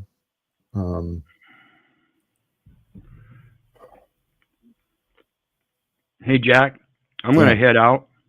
But on my way out, I did want to say something on the topic, thriving, surviving, and giving up. Please. So if you give me about 3 minutes. I did some time up there in the Appalachian Mountains, hiking around in a tent. Started out in April, so there was still plenty of snow on the ground. And then, of course, I ended up in November, again, where there's plenty of snow on the ground. And what I found out is that in the wintertime when there's snow on the ground, in my trying to thrive and survive in those mountains, when I was hiking along, if it came towards the close of the day and I needed to start finding a site to set up, I would stay close to the last city I just went through, because in the wintertime, it's much easier if I find myself without to go back to the nearest city and not stray too far. In the summertime, things change. You're better able to survive because of the temperature. So there are a lot of little mitigating factors that will change. This is our power, is to be able to adapt and change with them. Remember to pay Sabbath to the mother too, Jack. Be blessed. Thank you, brother. Appreciate you. Yolanda, I don't know if you've even had a chance to say hello yet. How are you, Jack? I'm feeling blessed. I really am. Thank you, Pedro. Were you joining with thoughts, ideas? Yes. I think that a lot of confusion happens over here with people because they like to criticize you and tell you that you're a new age guru, right? And they tell you that as an insult. But as a person who is also on the path of spiritual awareness and ascension, which are buzzwords here amongst this group, it does articulate exactly what that is, though, in preparation for spirit to receive these messages and this awareness to make the consciousness rise, right? And I just want to say that nothing about those teachings is new age. It's all old, ancient teachings. And that when you come up here and you share your thoughts with us, it's because I recognize that you are incorporating what the ancestors and prophets taught us to do to realign mind, body, and spirit in preparation for what is to come. Thank you. I'm clumsy, but that is what I'm attempting to do, is to share wisdom And it's nothing new. I'm not claiming anything special. I've been blessed. I can't say that enough. God has blessed me, and I feel I have so many blessings to share. Yet, God has shown me that I still have lots of room for improvement. And it's happening. I want to add on to that, Jack. Please. I believe I've only known you maybe a couple of weeks, but I feel like people are who they are and they push out their vibe and their spirit. Okay. You have the patience that I would want. Okay. But people say you're doing this, you're saying that, blah, blah, blah, but you continue to practice the same thing. And that's why I give you kudos. And like anything, like, you can be a master of 1,000 kicks or no 1,000 kicks, but a master of one. And this is your mastering right now. You're mastering the patience to continue to do what you're doing. And for that, I give you kudos. That's all I want to add to that, bro. Thank you for that. That's why I come back. That's why I come back. Thank you. It is my goal. I mean, sincerely, we all have a goal to be worthy, to know that we are sharing value, whether it's the people we love or others. We want to know that we're doing something. If we don't see ourselves doing something, it's really easy to fall into despair and low self-worth. I faced a lot of inner demons, guys. God has blessed me with a unique experience, just like anybody else. But if I'm right, God has allowed me to discover so many lessons from my life that I think the world could benefit from. And I'd love some help. People actually exploring what it is that I think I see, what it is that God might be showing us. The number one message I want to encourage everyone to consider, regardless of your past choices, regardless of your past experiences, play with the idea, at least open your mind and your heart and humble yourself. Invite God into your life. Have conversations with God, the most divine, whether you hear an answer or not. Pay attention to your words and how you feel. But if you don't believe in him no more, what if you feel like fuck God? Ask yourself what you're missing out on. I already know that answer. Jack? Yes. But Jesus was a carpenter too. He had a way to support us. Carpenters.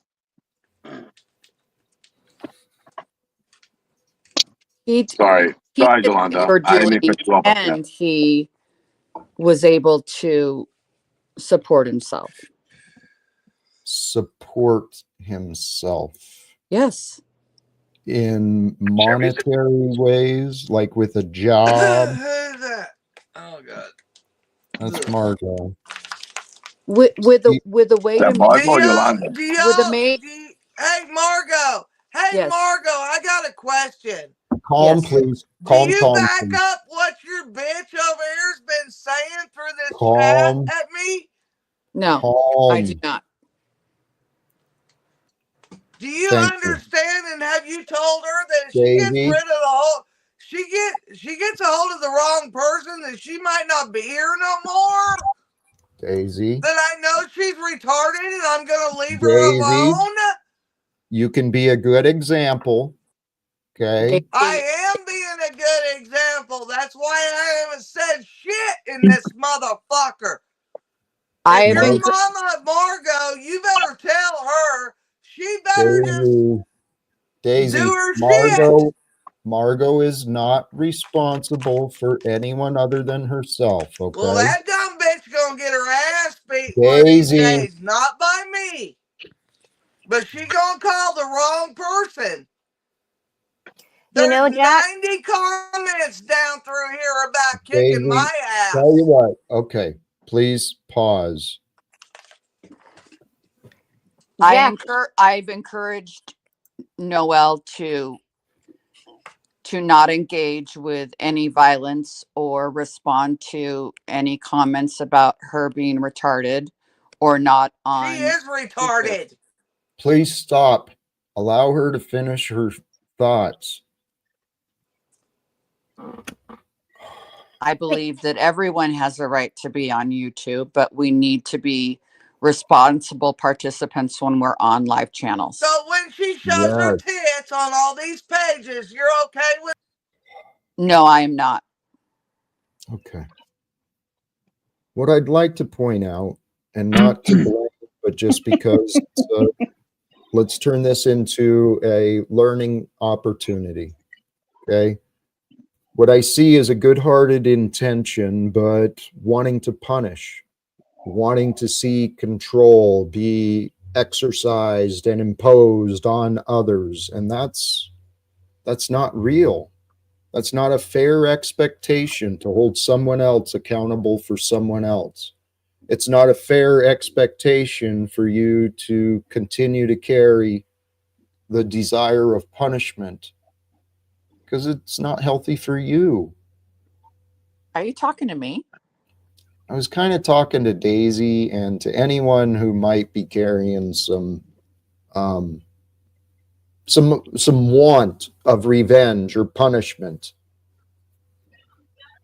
Jack, are you Is that okay wrong though? living in a Jack.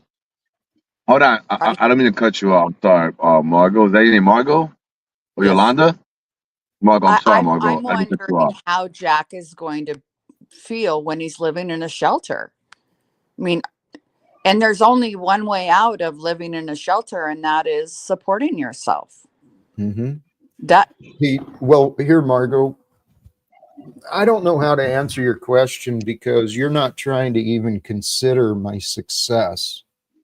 No, I believe that you are acquiring success online. However, being online isn't going to put shelter over your head. Okay. So what? And when you go to a shelter, there's going to be responsibilities that you have to do within that shelter. Margot. Okay, so what? Rather than focus on what you find to be as problems, why don't you do something different? What can you offer that's actually helpful? What can we do to avoid this? I mean, I'm prepared for anything, Margot. I don't need to fucking answer your questions. I'm being polite by having you here, allowing you here. So, I don't feel that I need to sit here and continue to justify myself or explain myself against your imagined failures. Okay? May I respond? I respond? Sure. But Jack, when you say you are worried about living on the streets, when you move past that, Margot. I've said a lot of other things too. I know. So why are you so focused on that single topic? I'm asking you. That should bring you humbleness, personally. Personally, that should bring you humbleness. I've had the fact where I almost went to the street. I lived in the street, and the fact that the fear of going to the street or that might possibility gives you humbleness to understand that, okay, I've been there before. I'll come back up. Right. And how do you come back up? How do you come back up? Personally, as a person? Tell you what. That's your own self-motivation. That's your own self-motivation and your own want to get out of that gutter situation that you're in. However you got there. I don't know. All right. I was trying to talk. I don't know if you've got a lag or what, Phil, but this has been a pattern too. I'm not sure how to communicate properly because, Margot, what you're doing is actually very unhelpful. Okay. Wanting to focus on me in the homeless shelter when I don't really give a shit where I go or where I lay my head at night. Margot, you've known me and my situation better than most, and you claim an authority, a position of authority and knowledge of Jack Talcott. as has Charles Smith and chemo. Not one of you has chosen to try and help me. And the only thing I'm asking for from anyone on earth is to help open up doors of communication for me. Introduce me to someone you know, or help me reintroduce myself to people from my past. Because I've been learning how to love. Love is the way I live. If God leads me to the shelter, well, number one, I don't believe I'll be going to a shelter. I will go either search for a monastery and devote myself to seclusion, or I'll go find a cave, or I'll go somewhere. But I don't need to go suck off the teat of charity organizations, and not to judge or condemn anyone who does, but this is one thing I'm pretty damn proud of.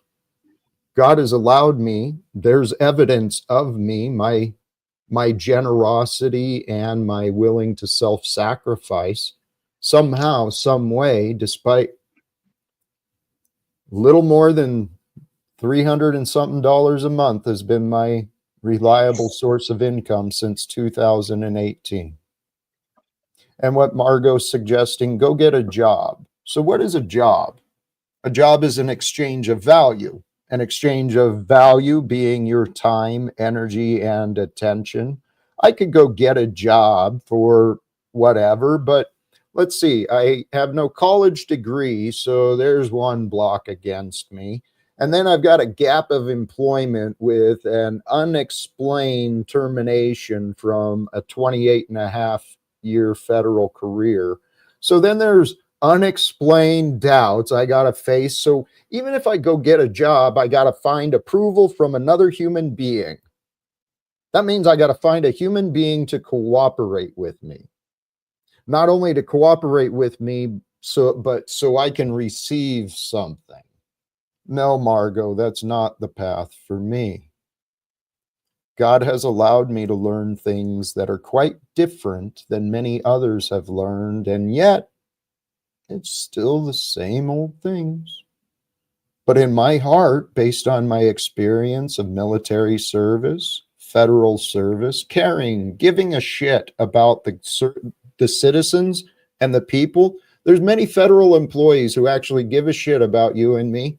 They may not even know us, but they know that their job does something to help ensure our way of life. So it's in my heart that based on my experience, when God allowed me to lose everything, it helped me to realize, take things away from me. I have no thing. All I can offer to anyone is me.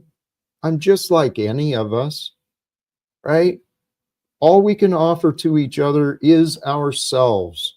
Do we control what others accept? Nope.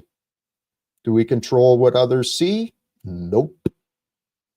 But I actually think when the dust and the veils of confusion start to fade away about me, Jack Talcott, there will be plenty who would confirm my own words, my own belief that I believe God created me for this purpose, to speak to the men and women in Washington, D.C., the commander-in-chief and his team in Congress, because through them, they've got connection to the other world leaders and corporate leaders and state leaders and religious leaders. And with better leadership here on earth, following in the way of the leadership and the example of Christ Jesus, who I hope to honor, our world is ready for this, man. How do I get people to play along with this idea that it could be real?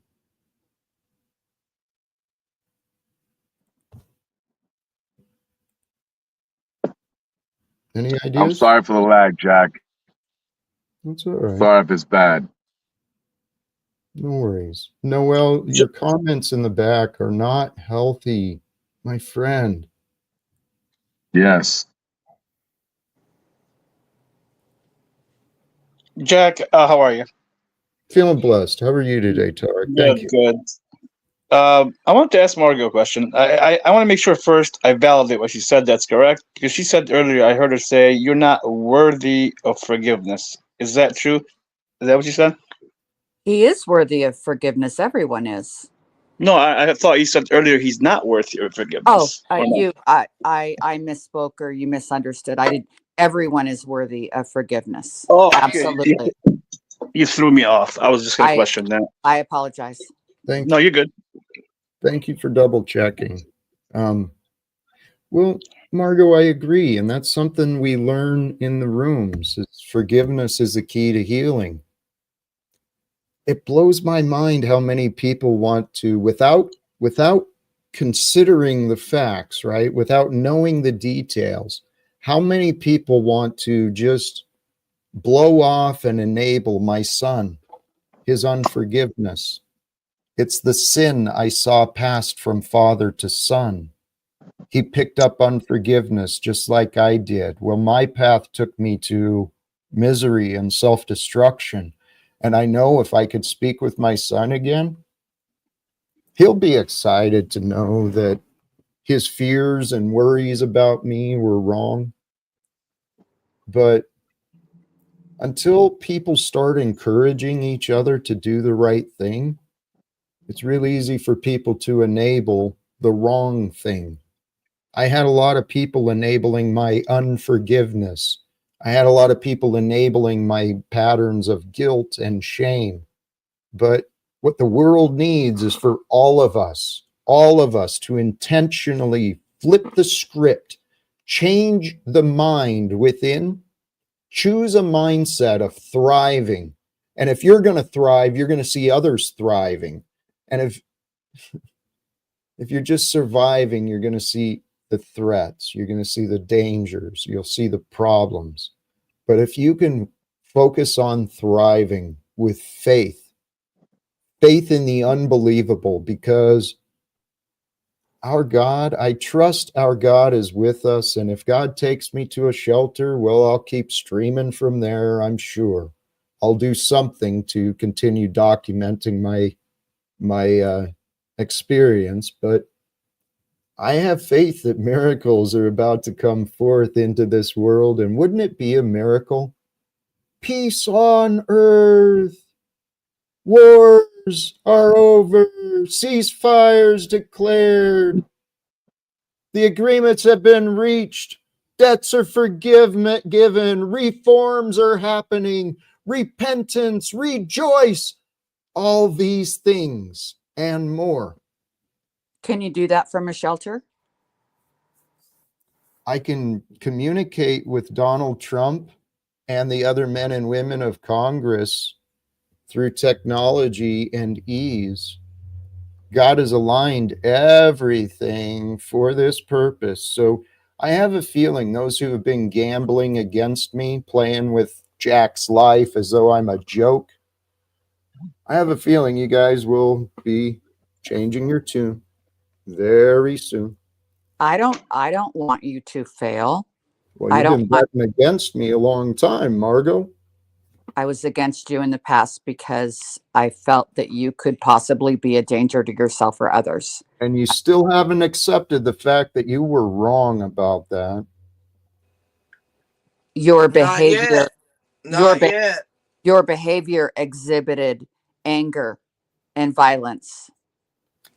Is anger? No, violence is untrue, Margot. Yeah, there's a difference. I just read the backstage. If y'all think that I'm not a good human being, oh, Daisy, no. I think you're a great human being, Daisy. Daisy, Daisy, I'm gonna give you some love right now, Daisy. You're a wonderful human being. I love that me and you are getting along. I appreciate that. And Daisy, I feel the same way. It's a miracle. I think you've got a huge heart and a lot to share. I agree. I do, Margot. Yes. I do. And sometimes I'm sorry if I'm lagging. Said that to you. I'm sorry if I'm lagging. I ain't cutting nobody off. I'm sorry again. I think Miss Daisy, sometimes we need people like her in the world to come in and call people out. I believe in that You shit. got me, I really baby. believe in that. You got me You right know what I here. mean? So there's nothing wrong with that neither. But as human beings, we should also come together. And even though you may disagree with what I'm saying, whatever it may be, the point is still going to get across, and we can still get along. We don't want to have to Well, argue with each other all the day. Jack said a while ago, I can't, the back chat, I don't do all that. So I went in and read that shit. Y'all see what's said? And you Yes, see how good of a Daisy. person I'm being? I just Daisy. want y'all to know. I know you're good. I know you're good. I know you're good, love. I'm giving you Yes. love. Thank you. I And love you, I wanted to Phil. make sure you got I love love from you. me. Can I respond to that, Jack? Please do, Yolanda. Please. Okay. So Daisy, this group over here tends to act out and go back to adolescence for whatever reason. And who is this? Hold on. I'm Who Yolanda. am I I'm right listening? above you, Miss Daisy. I'm right above you. I'm Yolanda. The Yeah, pixel who T. are you? My name is Yolanda. Thank you. Go ahead. So I wanted to just say I've been reading what Noelle has been saying back there. And this is where Jack tries to be a positive influence on Jack Noelle's don't need character. to let her up here, and better not have seen her tits and back. I'm telling you, she gets naked on shit and then pulls this shit. Yeah, she's definitely somebody that needs to be called out for her. I have been trying to call her out. Yep. I agree with you. I don't And I'm understand why sorry. people allow her to participate, especially now knowing that doesn't surprise me though. But if the audience really she's did pouring see, bomb I don't know how many fucking places. wow. I've She's known a her for like fucking 9 months. whore tramp bitch. A special need motherfucker and needs to be off of YouTube. She's gonna get hurt. And I pulled my mama in on her ass. No, And listen. I have stopped dudes. I have told them when I see them, I love you, Noelle. Bitch, you better back the fuck up. And that's not even in here. Miss Daisy, I I have have another spoke up for family. I have her, and another she family better that fucking. that shows her as being normal and being normal. This is her routine. I try to tell Mr. Alcat like probably 2 days ago about the situation, so y'all knew. But I've known her for like 9 months, and she does this. And people like you, it causes a panel argument because everyone's like, "Oh, she's not this word. She's not that word. Don't say that to She's her." all the words But this I've is part of what said. she does. This is what she does.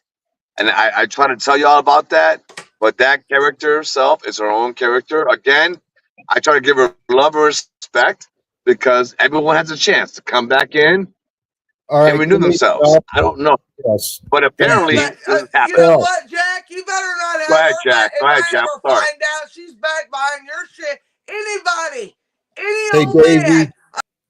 Why don't you sit back? Okay. Golly jeez. So Wow. this question kind of ties back to what Margot was saying. You want to offer any clarity? Your words, Margot? Was Jack violent in the past? You exhibited a lot of anger, and yes, you have punched walls in the past. Is that what you witnessed? Or is that what you heard? That's what you shared. It's what I admitted, right? So we can take that into context too. So was anyone harmed through my anger and the single punching a wall, a door? You don't have to harm someone to exhibit behavior of violence. So you're saying it was perceived violence then, not facts. Is that right? You exhibited a lot of anger Right. in your behavior. And is that automatically violent? There's no times where anger is shown with restraint. Well, I mean, Jesus in the temple showed anger as it's claimed. So am I to be punished for anger? No one is punishing you. Oh, I wasn't punished by losing connection with my son, my friends, my career. That wasn't punishment, Margot? That was your son's choice. And others, the choices of others. I believe they did that to punish you. I believe that they made a decision to stay away from you. It wasn't to punish you. Right. They have free will to yes, Margot. deal with you Margot. because of your anger. No, well, because of their opinions of my anger. And you spread fear and rumors against Jack, just as I saw Maria in the chat, Charles. I got a text from Brian Warden yesterday. All you guys found so much joy just laughing about Jack's problems. That's your perception. It's the facts. No, Margot, that's actually Jack. Charles just said on Snafu's today's show about an hour ago that all of them actually are cracking up on you being a joke. Just to make sure that's clear. Yeah, thank you. And that's an hour ago. Tarek, this actually Snafu's little antics, bringing recordings from the past and bringing these characters out of my past who don't experience me, right? They pushed me away. They found problems with me, and these cowards, Chemo and Charles Smith, those are the greatest cowards so far. They haven't had a conversation with me in years. Yeah. So you're right, though. A true man, like if he's a man, like Charles, I'm sure you watched it because you said you watched it yesterday. So if you're a man, why won't you get on panel and talk to Jack or call him privately, for example, and discuss this before you put whatever you want to put on Snaps? Now, go ahead, put what you want to put on Snaps' thing. It's fine. I want you to put it because I'm analyzing all of it, and I'm going to show you and others and Chemo where you all expose yourselves. But I'm waiting. Go ahead. Do what you got to. Hey, it's an interesting experience. We're all part of this life experience. I'm sharing my experience publicly online, and it's documented. Yep. That's the interesting part about all of this, Jack, is that you've been willing to share your thoughts with people and let them to participate with you. And it takes a special kind of person out of your personal life to be how many years in still trying to come up here and make an example out of you when that person shared going to Alcoholics Anonymous with you when they were at their lowest. So what is her point? You know, nobody's come up here and interviewed Margot and all of the mistakes that she's made or the suffering that she went through to put her in the position that she was in, and talked about maybe what she was going through that time. These other people all experienced you when you were at your lowest, and now you're trying to attempt to take yourself out of it. You know, sometimes people have to lose everything to gain everything back. And unless you've experienced that, you would understand where that comes from. Margot, after what Margot shared online, I would think that she would understand that. I don't know why she thinks she needs to school you with Margot's schools when she's, you know, clearly has a history of her own. And we could highlight if we wanted to, but we don't need to do that. No. Well, and I think this is the sign of character, right? Is when you don't need to bring up that negativity from somebody's past in order to make the point that you're trying to make. Old Joe, that one there. That was admittedly the part that I recognized with Margot recently. She showed up, and out of the blue, I brought up the past with recognizing, showing my own unforgiveness.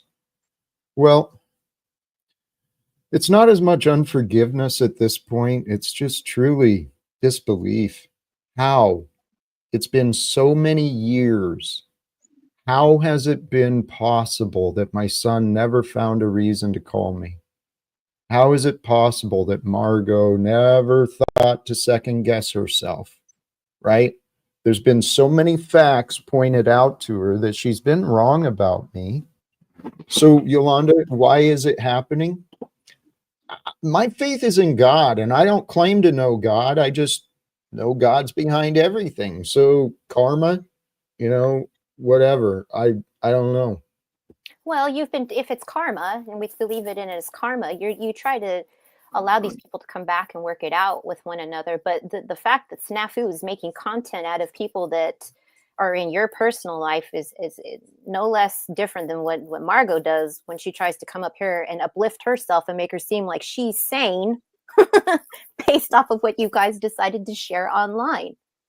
The thing I don't understand is these people participating in this. Like, not necessarily the people that come on your panel, but these individuals who are willing to have these conversations with Snafu. Is this a voluntary thing, or it just doesn't make any sense to me? Joe, I can shed a little light. I don't want to shed too much light, but I'm sure you can get my point, and I'm going to speak in a little bit in hypothetical. There is a blueprint they put behind closed doors, and they're trying to perform it from each corner. Each actor, they're doing their part to make sure Jack stays down. That's my belief. Okay, so to try and pull it off, I have a very specific question. The more I watch this, the more I'm fascinated by it. Is there any chance, Jack, that the pursuit of truth comes with a cost? That there is a cost built into being authentic and to pursuing God, and that's part of the test that we have to overcome. That is Yes. Many on this path are under persecution for choosing to go on that path. I agree. The world runs on lies. Jack, I want to clarify something to Margaret as well, and I'm almost sure this happens to most men in their young life. I never in my entire life ever thought about hitting a woman, never hit a woman, never. But one time I got mad and I punched the wall. I punched it so hard I broke both of my knuckles, both of my fists. Does that mean I'm angry or I portrayed violence on somebody? Never in my entire life ever been violent to anybody in terms of my kids, my family, anybody. Hey, thank you. I grew up in a household where there was violence. And that was a commitment I made to myself, as that would not be in my household. So 15 years old, that was the worst my son got to see, was punching a door. But the thing that blew my mind, and it's still in the back of my mind, Margot, I'll agree with you. I was angry. I felt that it was unfair that my son and that my ex-wife finally got my son to believe in her lies. I thought it was unfair that my union reps refused to do their jobs and speak with me. I still, to this day, that my union reps in a 3-year labor dispute, there is no way they could properly represent a man who they avoided. There is no way they could properly represent someone they refused to communicate with. So here, Christians, those who call yourself Christians, if you don't have an intimate and close relationship with God, and you're out there talking about God being some bitter, angry example, we're doing a bad job. Because truly, had I seen more true followers of Christ when I was young, I'm sure I would have found my way there sooner. I didn't. So that's what I'm hoping to become, is a greater example of a follower of Christ. And I am. I'm serious. It makes a perfect story if you consider these ideas. I volunteered to serve the military. I learned how to fight. Then I learned regulation and how to fight without violence. And then I've been learning how to communicate without as many negative emotions driving me. So what Snafu was doing with the words of Brian and Ask you a question, Jack? Yeah. I'm sorry. Go ahead. I don't have my son. So you have your son. And you don't talk to your son. from what I heard right now. I just had a moment with my own self having that thought process. And I'm thinking to myself, like, if you don't talk to your son, the next time your son will see you will be when you're on your deathbed. So everything you're going through, everything you're dealing with as a man, as a person, like I just had a fucking a moment right now, dude, for the last 5 minutes that I've been sitting on, and I didn't mean to cut you off, brother, man. I just thought about the process of me not having my son and everything I would want to tell him,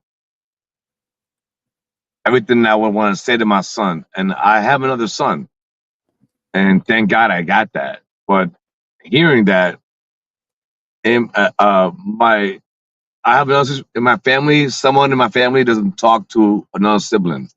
They're dead to them. They're dead, even though they're alive. So when I thought about that process also, and the thought process, my son is not here. This person says this person is dead to them. In your eyes, you don't talk to your son. So I thought in my eyes the same process. They're kind of dead to them. I'm not saying you're saying that. I'm just telling you how I'm thinking, brother, man. Phil, this is what I realized. I've had people actually literally tell me that the old Jack is dead. He no longer exists. So that's what they choose to believe. And then Jack is no longer allowed in their experience. Because like Margot said, Jack's always angry. So people carried these memories of Jack and his anger. But for the life of me, I don't understand why more people were not angry over what was happening to me. I finally accepted, okay, no one gives a shit. So why don't what? No, again, I'm sorry. I need to know why you don't talk to your son. I don't need to know why you don't talk to him. I don't need that answer. There's a lore behind this, Philly. There's a big lore. I don't know. I'm praying each day to find a way to overcome whatever is preventing my son from speaking to me. I do not know. So, and I say this with all honesty. I give you love and prayers, brother, man. I support you since I came onto your panel. I appreciate everything you do. I need you to make sure you try your best to make that happen, brother, man. well, God reveals the opportunities, and I mean, maybe you stated we're all sent here sometimes for the right moment, and maybe I'm sent by God to talk to you right now about communicating with your son. And I'm just trying to tell you that I would pay my life to say one word to my son. Dude, me as well. But I had to accept my son exists in a world without me right now. And so my life is without him. He's eternally in my heart. He's eternally in my mind. And here's what I think. If, in fact, if there's a possibility God is using me as a messenger, right? Revealing ideas from God for us to know. The relationship between me and my son, it's kind of like our Heavenly Father and mankind. Much of mankind has drifted away. They've lost touch. They've pushed away the relationship with our Heavenly Father. Why? Because of what other people said, because of what other people did, because of our opinions and doubts and guilt and shame. We push God and love out of our life. I did that. I raised my son I made mistakes, guys, but I wasn't violent. He wasn't abused. He wasn't malnourished. He wasn't neglected or caged. And you know what? It could be your son too. It could be your son too. You know what? My dad was a crackhead. My dad beat my ass. He was a crackhead, and he raped, but he always had a job. I always put a roof over my head. I always did everything you're stating to me. I'm just trying to tell you. But me and my dad did not get along until I got older in my life. And eventually we did. And now I'm older. I see my dad's view. And maybe your son might get into that window. I'm not saying he is, but he will. It might grow into that window. But I think you're I right. just suggest make that part of your mission, Jack. I know you Yeah. got a Well, mission for Phil, yourself, brother man, Phil, but love your. Phil, Yeah, go ahead, man. Go ahead. I'm can sorry. I throw you something in think there? I haven't? Oh, I've seen please. this. I've seen this scenario a number of times with the Old estranged. Joe, Sorry, go ahead, Jack. please, Go ahead. please pause. This in the chat. I'm trying to deflame some more confusion, more misspeaking. Austin, stop going back to God when you're asked why you refuse to talk to your own kid. It's not my fault that I would be asked that question. If you listen to what was going on, Austin, I've been trying for a long time to speak to my child. My phone numbers are blocked. Okay. I don't know how to I know other That's people all who you can can do, reach Jack. it. And that's all you can do, Jack. You do everything you can do. I'm not saying you're making it your mission. I'm just adding that. When I'm trying to clown you in any way, brother, man. I got nothing but love for you. And I've seen guys in your Okay, shoes great. just I like don't you. know what your point is. Hey, can I throw something out there in terms Please, of Phil. the estranged? So I'm actually in somewhat a similar position myself, but I've seen some really bad scenarios with parents who estrange from their kids. And the ones that I have seen unsuccessful in the long term have been the ones that really push the issue. Yeah. The ones that seemed to come back were the ones that were backed off and allowed their child Holy and shit. were receptive. That seems to be the Wow. ones that were Mm-hmm. the Yep. ones that had the patience Hey, to old kind of Joe. wait for their child to come around. It Yep. seemed to me that way anyways. And old And Joe, yep, the old ways. You know, the miseducated people who don't know actually how to heal, they suggest time heals. Or just create space and distance and let time heal. Well, I know how short life is.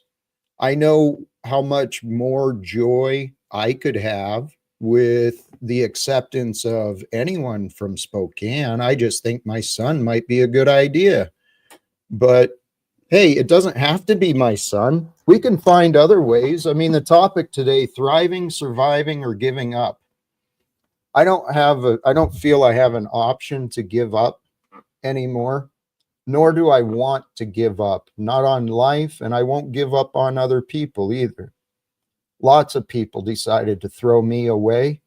Lots of people wanted to try and prove that I have no value, right? That's what Margot's been doing for many years, wanting to publicly convince other people, which is what this idiot Snafu is doing too. He's in the back right now. I mean, I know he's not your guys' problem, but I threw my dad away, Jack. I threw my dad away. I really did. Okay. And we were enemies. You know what I mean? We were enemies, and we became best friends. Okay. So Congratulations. it happens. Like Yeah. I'm not saying that you can't. Again, I'm not trying to in any way cut you off or respect you in any way, bro. I got love. I got love for your ass. I just heard that with your son thing and me having my son situation with me, it connects to me in a certain way. So I'm just giving you love. In no way am I giving you any harm. Like talking shit about you, brother, man. I All want you right. to know that. Thank you, Phil. Welcome, Chelsea. Welcome back to you. Hi, Jack. Can you hear me? Yes, ma'am. May I make a few comments on the issues with your son? Sure. Okay. Right now for the Gen Z generation and even the millennials, it's no contact is becoming a very popular technique for handling difficult parent-child relationships through therapy. So I too, I don't know if you remember that I left you a comment. I too was estranged from my daughter for 3 years, and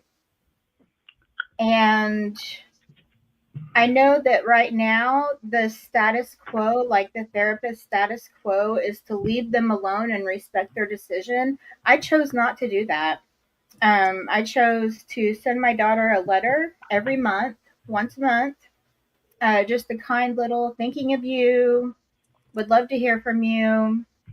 Just a kind, nothing getting deep, nothing getting into the past.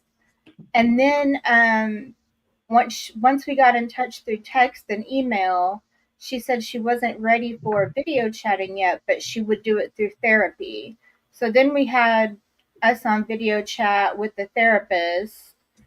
And then it wasn't long after that that she just kind of moved back in, like it was over. So don't give up hope. Right now, there's a lot of social programming saying, hey, if your parent is not healthy for you, it's okay to go non contact. And that's true.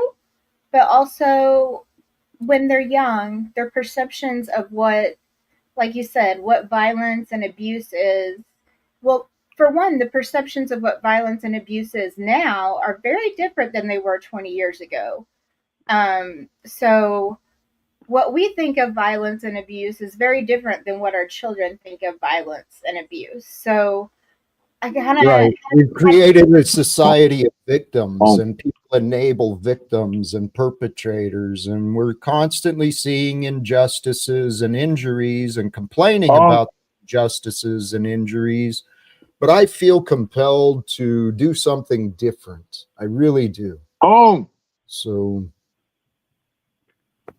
Well, that So was all. Chelsea, I know a lady that did the exact same thing as you, 1 letter a month, and was also successful. So I've heard that before too. Let's go, Diane. Yeah, for those who have the privileges of that information, I tried mail, I tried letters. What I've not found is a human being willing to be a witness on my behalf, willing to encourage resolve of disagreements, because that's what the scripture actually talks about. And it blows my mind that it's been so impossible to find. I mean, that's what we're here to do, is to help resolve disagreements, not pick sides and justify them.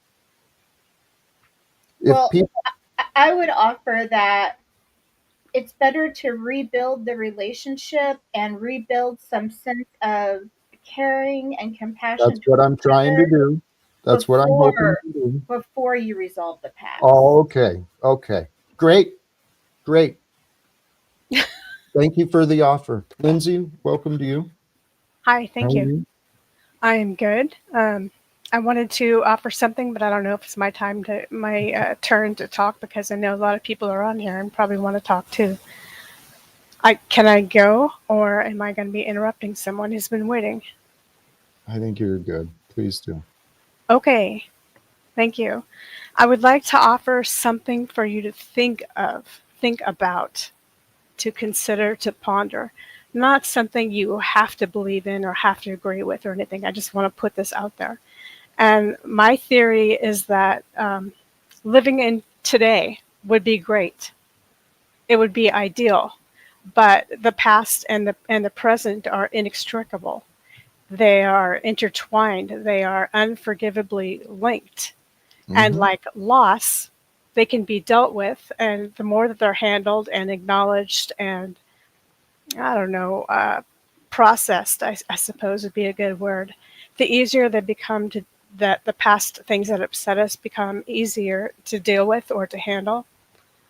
And so what if you accepted the fact that the past is very much alive and with you today, whether you like it or not, but you don't have to be a victim of it. You just find ways to cope, and and admitting that it's there, that it still affects you in some way, will maybe allow you to forgive it or handle it in a way that is more palpable, that will make you more effective today.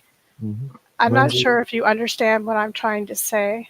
I believe I do. I think the past is with us, period. It is. It is. And this is the formed who you are. Yeah. Yes. And I love who I am. And that means I love everything from my past. I'm not denying the past. I'm embracing the past. And my son is a part of my past. And Charles is a part of my past. And chemo is a part of my past. And Brian Warden is a part of my past. And okay, so stop. I'm not denying my past. My past has been in denial of me. Oh, is that working? I don't even understand what that means either. Yeah. Well, it means that I'm not entirely to blame for the deadline I'm facing and the lack of support in my hometown and community. I trust that God is with me, because by separating me from my son and my normal ways of living in the American dream, God allowed me to discover God. Jack, And this is probably going to make you a little defensive, because I can see that that's what's happening here, is that potentially then is it unhelpful? You're already no, judging I it as think it is. unhelpful? I think it is helpful Okay. because you are used to being in the position and helping others and pointing things out about themselves and bringing it back and redirecting. So I think that you are holding on to such a big part of your past that you didn't move on from it. And it's still, What? you're still using the examples of your job and your child and all of these things, and you didn't move forward from it, and instead got a What? spiritual. Oh my God, Yolanda, unless you can provide specificity other than the fact that I talk about my past. Hello, I'm Hello, I just encouraging. tried to be specific with you, but you're in a defensive Can I mode finish because you don't can I like what finish someone's my saying. point before you get triggered and want to continue lecturing me, Yolanda? You've had a pattern of this in the past, and I've been compassionate as you've been compassionate, but you're not quite understanding me. I'm focused on the future, and the future I see is a world without wars, where we actually confront the problems of our world in the greater picture of the governments, the corporations, the banking structure. Now, if anyone wants to help me, please do. Now, if you want to just tell me I'm not doing good enough, or that my ideas of the people who I know aren't good enough, why don't you suggest some others? Why don't you help create an introduction or Because help I'm me not solve trying. these problems? I'm not trying to bring anybody No, you're into. separate. You're different. You want to stay apart, but you are connected. I didn't even get to finish my thought. I So know. it's okay. I could be the person that you want to be upset with right now, and you Not can at direct all. this frustration at. Not at all. You Um, take over the conversation, Yolanda, and I'll sit back and let you lead how I need to be different. Let's get back to that. I want to ask you or the panel, anyone here, how do you deal with the bitterness from the past so that you can stay present? How do you so-called deal with the past, acknowledge it, let it become, acknowledge that it's part of you, but not let it overwhelm you or make you bitter so that you can be fully 100% you and effective today? Well, can I flip the script on you then? Because I'm in a particular position where I don't get to talk to my son just like Filthy Phil. I don't talk to my daughter just like Jack. At the same time, I don't talk to my parents either. See, my parents disowned me. Do I let the bitterness ride in me every day, or do I let it ride in them? They're the ones that did the disowning. I'm okay with me. Just because they disown me, does that mean I have to be not okay with me? I see the same thing in Jack. Jack doesn't let any of this bother him as far as his character. It doesn't have to do with Jack's character. That's all the fiction everybody wants to keep slinging around. So the bitterness isn't what he's living in. That's you people. Well, thank you. Thank you, Jack, for your time. I'm going to leave here. Have a nice day. Okay. And Lindsay, those are excellent questions. Mm-hmm. Thank you, Lindsay asked Yolanda. a great question that I'd like to answer if I could, or take a stab at. Please. For myself. This is me answering my own strategy for dealing with Lindsay's question. My strategy in the past has been, for lack of a better one, the bury and ignore strategy. And I have to report back that I haven't found it overly successful in the long term. I do the exact opposite. I dig and accept I keep digging and I keep accepting. I pressed into the discomfort. And how much am I willing to forgive? How much am I willing to accept? And what I realized is I feel better when I don't resist. When I don't resist what others have done, what others have said, I just accept it. And then through the acceptance, I can feel it. I can feel how much it hurt when Margot and others were condemning me for losing my son and my job. I felt it. And by feeling it, I don't have to carry it around. I can heal. I can overcome it. And so what I've been learning, what I break it down. Life is simple. Anything is simple once you break it down. And so break down sobriety. You do it a moment at a time. And that's what I was learning. How do I deal with my grief and the accusations and the pain of knowing I'm so close to everything I love, yet everything I love is pushing me away? How do I cope with that? Well, I recognize every moment I get a choice. What do I want to feel? What does my heart want? If I focus on what my heart wants and I don't have, guess what I get? Misery. If I focus on what I have and how much I want what I have, I feel whole. And this is the wholeness that I've been learning to live with, despite the negativity of the world, despite my uncertain conditions. I learned how to surrender to God, to walk with faith and love, because in my mind, I never want to stray. I never want to be consumed by anger and hate ever again, because I don't like who I become, and neither do others. But I learned from my lessons. I learned from my lessons and my mistakes, and this is why I'm kind of open and honest about me, because I hope others can learn from my lessons and my mistakes, so they don't take the anger out on others. They don't take the frustration out on others, because truly, the only way to live is the way that Jesus said. Can I answer Lindsay's question? Please. The status quo for at least a decade has been releasing trauma. That when something terrible happens to you, like, your job and your relationship and everything falling apart at once, is traumatizing. And the accusation is that you're still carrying it around. Well, I believe the next fad in healing is going to be to integrate the trauma. We can't release the trauma. Trauma changes us, it changes the shape of our brain.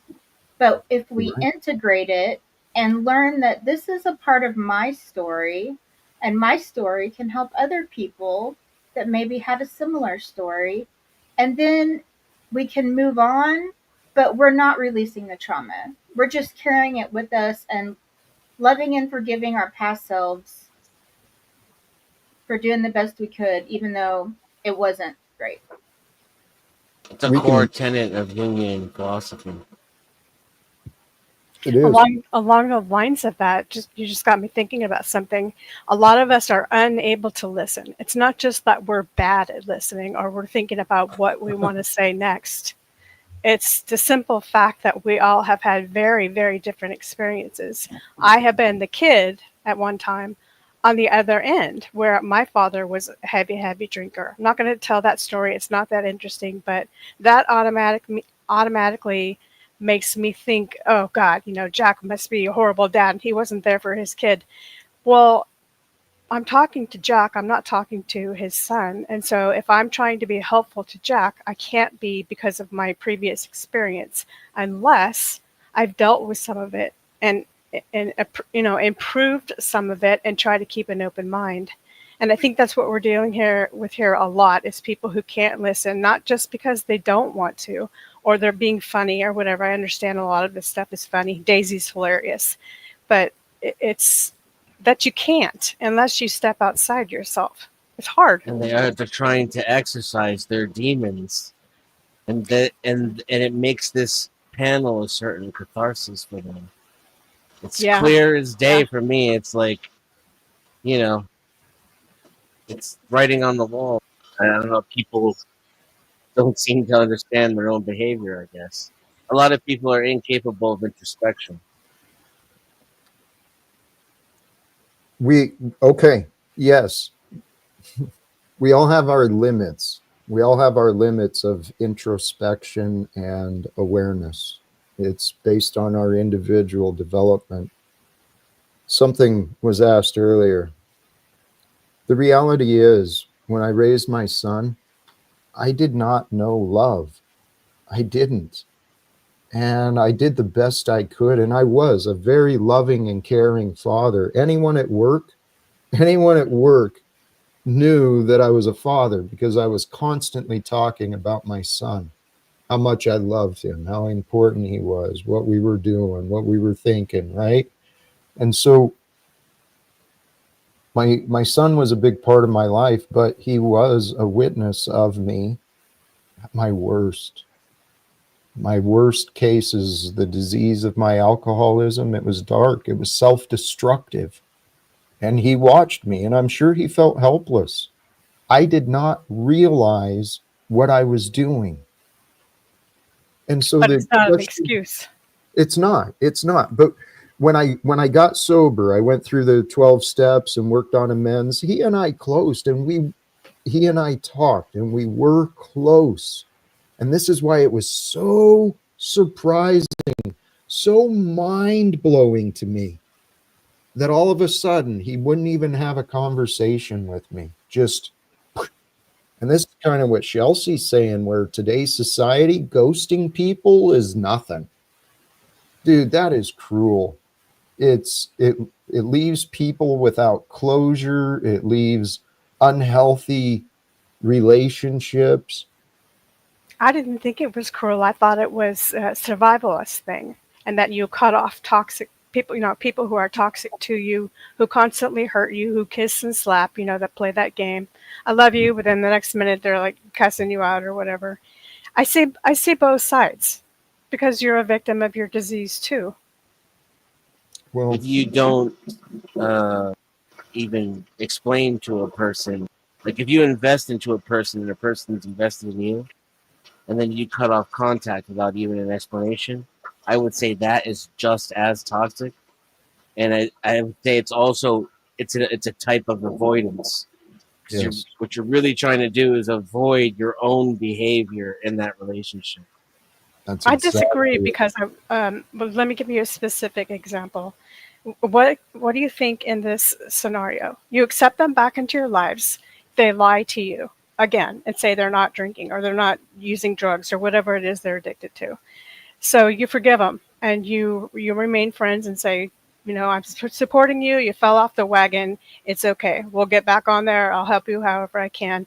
And then they lie again and then again. Should you have to stick around for that? Hey, Lindsay, well, can no I one's ask you a saying question? I didn't say stick around.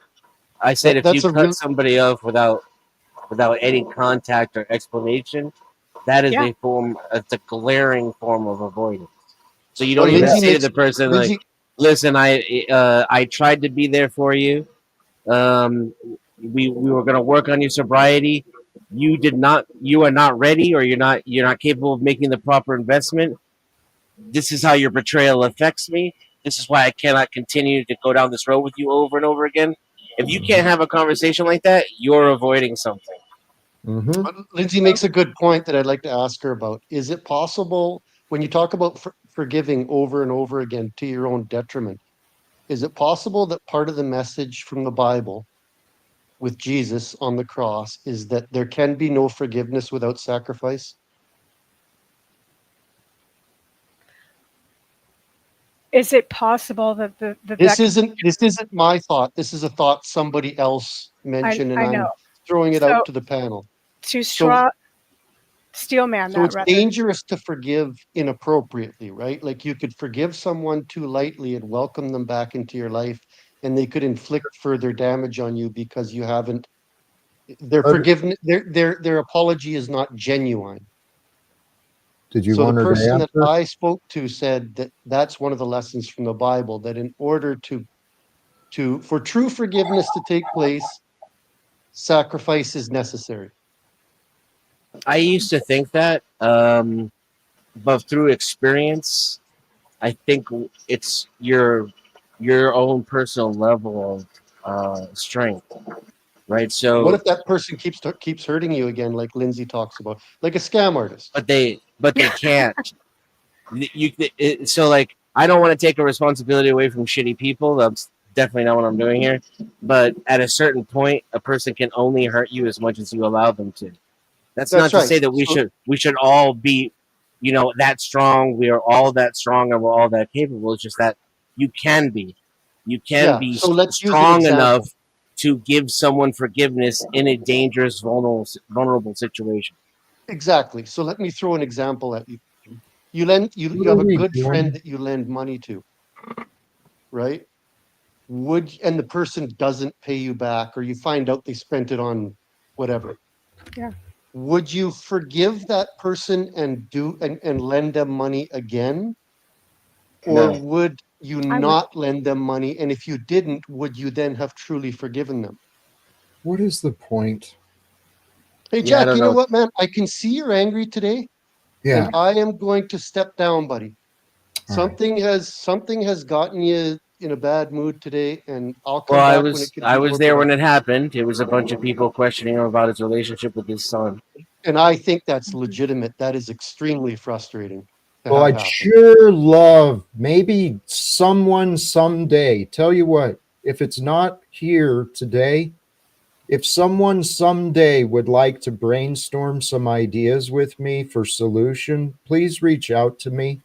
I'm really easy to talk to when given a chance, and I'm And the really sun thing is garbage. available. People jumping on that is nonsense. And I can totally see that being frustrating. I'd say that the people on the panel right now are sort of being punished by Jack's bad mood, because it's Well, I almost could like see you're myself invalid. getting there too. I don't blame you. I mean, if I'm I'm given enjoying this. I'm enjoying this. I love seeing a man being stoic, as Paul would say it. I'm not trying to offend you. If Thank you. anything, I'm trying to help and share. I can't fix anyone. I'm trying to share and sort of relate in I my own thought way your too. line of questioning and conversation was excellent. I'm glad you came up and brought it up. I don't think Jack's mad at any of it either. I see him mad. He gets that furrow in his eyebrows, and he's excusing us by saying, "Well, if anyone's interested in actually helping me, solve worse, then it was as if he invalidated the things that we were saying, which were at least No, some." please, Lindsay, Oh, please. I mean no offense by okay. asking people to care about what I want. Go back to you and the conversations. They've been very interesting. I'm Hey, and sure thank you, Mr. Talcott, for having me up today. I really appreciate that. And there were good conversations. they Thank you were very much, sir. fun. I think he got pissed off before you came up because there were some what I don't know, but I would Yeah. say Jack would say false accusations about his relationship with his son. It's definitely a trigger for him. You got like 13, 14 people doing it at the same time. The panel is, cooperating in it in some cases. I wanted to say, Jack, I forgot. Uh, Congratulations, even now, on how much better you've handled this than I've seen you handle it in the past. And I don't want to toot my own horn here, but I would say some of that has to do with the fact that you left the bad actors, in the basement where they belong, and Toot toot. yeah, I think it would have escalated a lot further. But yeah, it's even while being bombarded about probably what is the most sore subject in your entire life.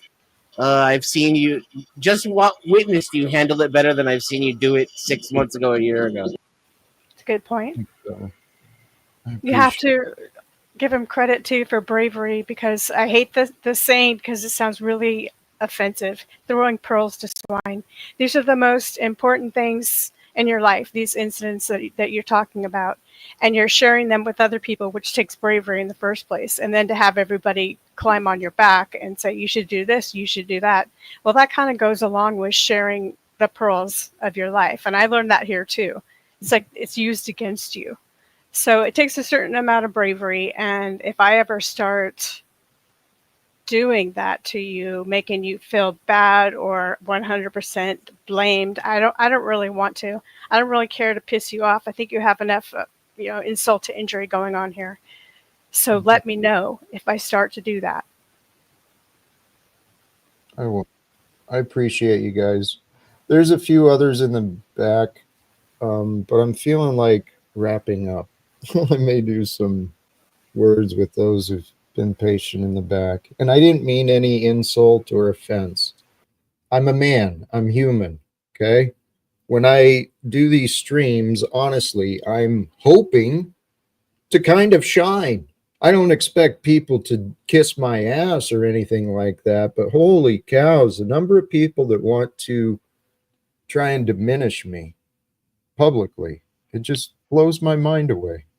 Yeah, and the way it seems sometimes, it's really hard to shine a piece of shit, and that's what these people are trying to make you look like, Jack. So I appreciate your efforts, and like I said earlier, your stoicism. This is the thing about surviving. It's not necessarily thriving until you survive first. Sometimes people think they are thriving, and it's not until they hit rock bottom, and they have to actually start living by God's choices, and fuck all of man's choices. So fuck, Jack. I don't know if you saw that video I mentioned to you about in Facebook Messenger. I hope you do watch it. It's about a 7 or 8 minute video. And when it comes to homelessness, you guys have to remember we live in this world. We are not of this world. There is something greater about us that's supposed to shine. That's the intent. And I see Jack doing nothing but that, trying to show that he can shine. Whether you believe it or not, whether I can shine or not, it makes no difference. So back on topic, thriving, surviving, giving up. I don't ever see Jack giving up. Be blessed. Thank you. Much love to you. Appreciate you. Denizen, thank you. Your thoughts? I wanted to come up to talk about the topic thriving, surviving, giving up. Unfortunately, that was not what God had planned, apparently. If I'm to your audio kind of sucks. I'm going to do some final words on it, and we can touch on this again because these are important ideas, these concepts. How are we, the mindset, the concept, and obtaining the mindset, getting clarity on the mindset that each of us carry. Tell you what, I started changing my mind, changing the way I saw myself, started changing the way I saw the experience I was living. And the evidence hasn't emerged on the exterior, but brothers and sisters, I feel truly blessed. Thank you for joining today, brother. Yeah, absolutely. Peace. Peace. I'm going to drop you. We've got some others in the back. You've been very patient. Daisy, are you still there? Do you have any last words you want to share? You may have just left the connection there. Margot, thank you for your patience and your persistence with me. I do recognize it and appreciate it. I forgot I was in the back there. Oops. I do have a couple thoughts. Yes, I completely agree that, I've listened to some of Snafu's tapes that he's had, and, your ability to pivot and remain calm and become less erratic. Did you break up? Tensions. I don't want to shame you. I don't want you in any danger whatsoever. I agree with what you're trying to do, and it's admirable for sure. That being said, concerned about you. I am too. And I don't care that people, I'm not here for popularity. I'm not here to do anything except to check on you, see how you're doing, see what you're doing. So yeah, as the minutes tick by, I hope you find more clarity, and I will talk to you soon. Thank you, Margo. Bye. Appreciate you. Your audio was kind of broken there, but I got what you were saying. You care about me. I care about me too. But I'm dead serious. There's something going on in my life, and there's plenty of evidence that people have been treating my life like a joke. Snafu, you're back there, but Tarek has shown far more respect. Tarek, what's going on, man? Thank you, Jack. Yeah, don't let Snafu back on. I already know what he's gonna do. All I want to say, Jack, is to everybody, and the man, Jack, has made some mistakes like we all do. Every man makes mistakes as they grow up. He has been on what, 3 years? It's a long time, dude. And I don't probably more, right? Yeah. Admitting to the mistakes that he had, like an alcoholic, all that, right? What kills me is, and I hate to bring up the Christians in this, like you said earlier, if you are Christians, and I'm assuming, for example, your neighbors, Margot, I don't know if Margot is a Christian or not, but most of the people around your neighborhood are Christians. Charles and them, I'm assuming they probably are.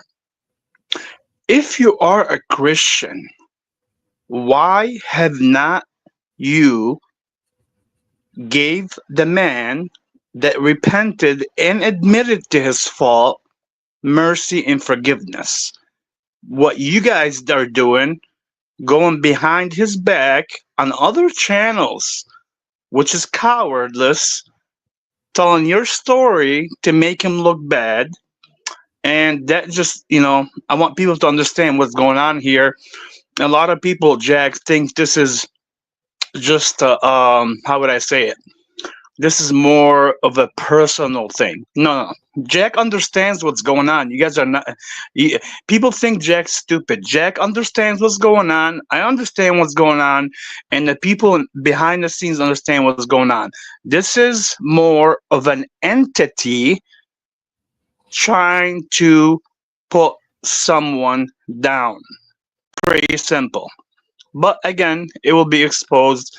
Jack, be patient. I know it's been a lot, and people like say, "Oh, why you're mad?" Dude, you've been attacked pretty much all day, and you have to explain yourself and all that. So it's only normal to be mad and understand what's going on. But and that's all I want to say. Keep your faith, and things will get better. Thank you, brother. Appreciate you. I don't think today was all that bad. I got into some feelings, and there was some perspectives and memories and opinions shared. Everyone's life experience is different. Somehow, some way, magically, we all somehow come together. And here, Snafu, you've been very patient, been there for a while.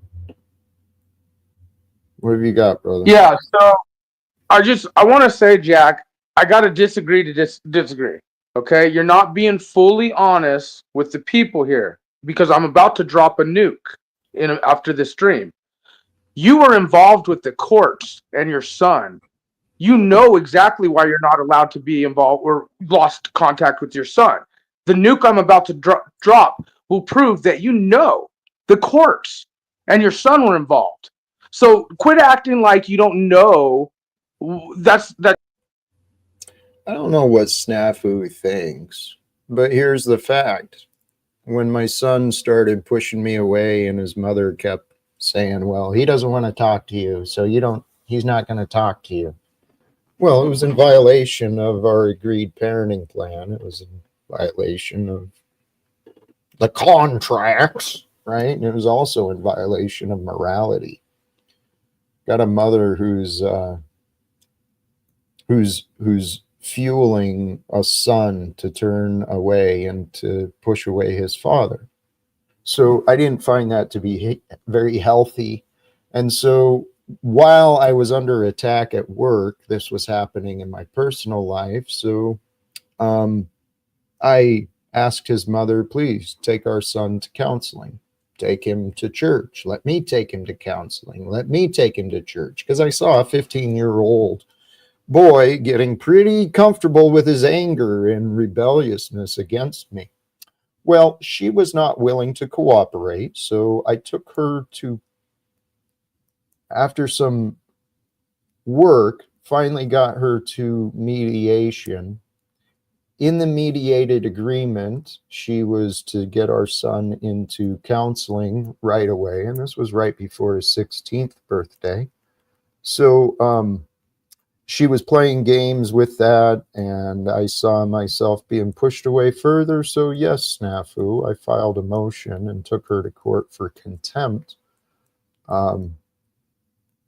She was in clear violation of the mediation agreement as well as the parenting plan. So unfortunately, though, that was before old Jack Talcott learned a lot more about the court systems and how corrupt that language can be, because the ex-wife hired an attorney. She knew the processes and vocabulary far greater than I did, and there was charges brought against me in accusations that I was not prepared for. So snafu. I'm excited to discover the hearsay evidence that you might be broadcasting on your channel. Hearsay being someone not directly involved, not directly related to the experience. But hey, snafu, you show you believe in gossip and rumors and lies.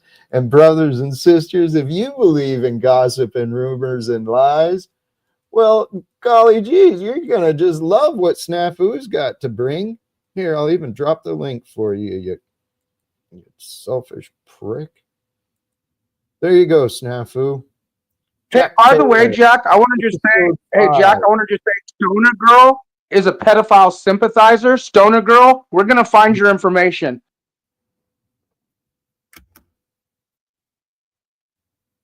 Apparently, Snafu has found another target. Praise God. Praise God. Praise God. What is God? God is the truth. Praise the truth. Love God. God is love. Love, love. Love the truth with honesty. Love the truth righteously, with humility, with care, with attention. What is the truth? The truth is all possibilities of you are with you right here and now. What possibilities of you do you want to come forth? What possibilities of you do you want to bring forth? Ask yourself, what possibilities of God do you want to see? That which you seek, you may find. And I encourage you, seek to know inner peace. Seek to know a strong, confident practice of gratitude. Seek to know a healthy practice of gratitude and curiosity so that you share more joy, more life, more inspiration. You grow in your knowledge, you grow in your wisdom, you grow in your care, you grow in your compassion, you grow in your creativity, you blossom into the best you that the world has never discovered, because the best you has not yet met today's you. Introduce yourself to your best you, and introduce you to the child in you, to heal that child in you, to protect that child in you, to nurture that child in you, so that you bring forth the full, honest, authentic expression of you. There's something amazing going on in this life, brothers and sisters, and you can thrive. You can overcome. You can break the patterns of just surviving, pushing through into new boundaries, new limits, new comfort zones for you. You can thrive and become the greatest version of you, should God allow. So I encourage you, let me conceptually introduce you to my best friend. My best friend I know is God. God is everything to me. And yet, and without God, I am nothing. So I choose to be nothing so that I have God. And with God, I have everything. And join me. I will never accept again. I will no longer accept anything less than what God offers to me. Because what God offers to me is that which I can receive. And if I can receive all that God offers to me, I can be grateful and I can share and I can live without fear. I'm going to wrap it up there. Please do the subscribe, like, invite others. Tune in again in the future. We'll see what the future brings. Till then, choose love, peace for everyone, and live without fear. Thank you again, and God bless us all. Peace.